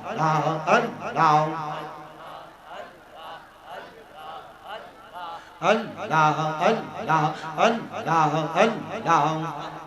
এ মাইকেল লাইন দাও। আল্লাহ আল্লাহ আল্লাহ আল্লাহ আমার জায়গা হবে নি, আমার মোরা লাশের লাইগা মসজিদের পাশে আমার কবর দিও কইরা, আমার জায়গা হবে নি। মারহাবা আল্লাহ আল্লাহ আমার জায়গা হবে নি, আমার মোরা লাশের লাইগা মসজিদের পাশে আমার কবর দিও কইরা, আমার জায়গা হবে নি। মারহাবা আল্লাহ আল্লাহ। জগৎবাসী রে আমি তোমরা ছেলে সন্তান কয়দিনের লাগিয়া, মরার পরে সবাই আমায় যাবে রে বলিয়া, কষ্ট হইলে 3.5 হাত মাটি দিও কইরা, আমার জায়গা হবে নি। মারহাবা আল্লাহ আমার জায়গা হবে নি, আমার মোরা লাশের লাইগা মসজিদের পাশে আমার কবর দিও কইরা, আমার জায়গা হবে নি। মারহাবা আল্লাহ আল্লাহ। জগৎবাসী রে আমি যেই দিন যাব মারা দুনিয়া সারিয়া, গায়ের জামা কাপড় সব সবই নিবে রেখো লিয়া সাদা মার্কেট কাপড় আমায় দিও রে পরাইয়া আমার জায়গা হবে নি মারহাবা আল্লাহ আল্লাহ আল্লাহ আমার জায়গা হবে নি আমার মোরা লাশের জায়গা মসজিদের পাশে আমার কবর দিও কইরা আমার জায়গা হবে নি মারহাবা আল্লাহ আল্লাহ মুর্শিদ মুর্শিদ কইরাই আমার ঘুমাসে না নয়নে মুর্শিদ মুর্শিদ কইরাই আমার ঘুমাসে না নয়নে আমার রে বলে বাগো মুর্শিদ কে মনে মারহাবা আল্লাহ আল্লাহ তোমায় আমি ভালোবাসি পাগলের মতো মন মনে চাইলে তোমার দিকে ছুটে আমার মন মারহাবা আল্লাহ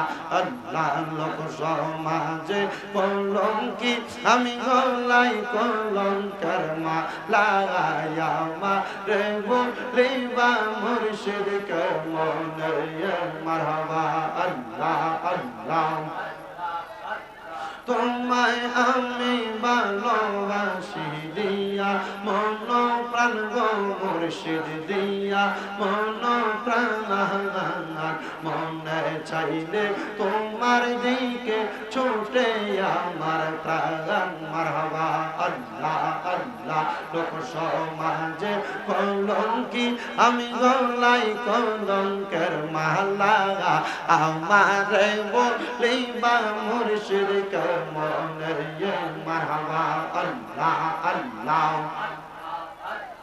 আল্লাহ আল্লাহ আল্লাহ আল্লাহ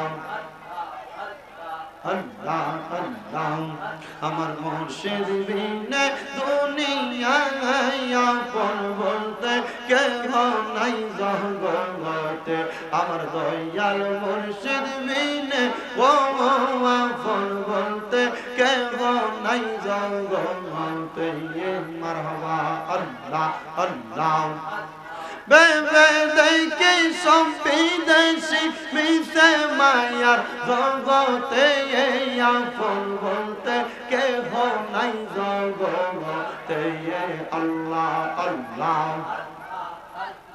লা ইলাহা ইল্লাল্লাহ মুহাম্মাদুর রাসূলুল্লাহ সাল্লাল্লাহু আলাইহি ওয়াসাল্লাম আল্লাহুম্মা আমিন আল্লাহুম্মা আমিন আলহামদুলিল্লাহি রাব্বিল আলামিন আসসালাতু ওয়াসসালামু আলা রাসূলিহিল কারীম রব্বানা যালামনা আনফুসানা ওয়া ইল্লাম তাগফির লানা ওয়া তারহামনা লানাকুনান্না মিনাল খাসিরিন রব্বানা ফাগফির লানা যুনুবানা ওয়া কাফির আন্না সাইয়্যাতিনা ওয়া তাওয়াফানা মা'আল আবরার ইয়া ইলাহি রহম ফরমা মুস্তাফা কি वास्ते खोल दे दरवाजाए रहमत गदा की वास्ते रहमत लिल आलमीन खत मेरा सुलझाने जगह अहमद हामिद मुहम्मद मुस्तफा की वास्ते मबदू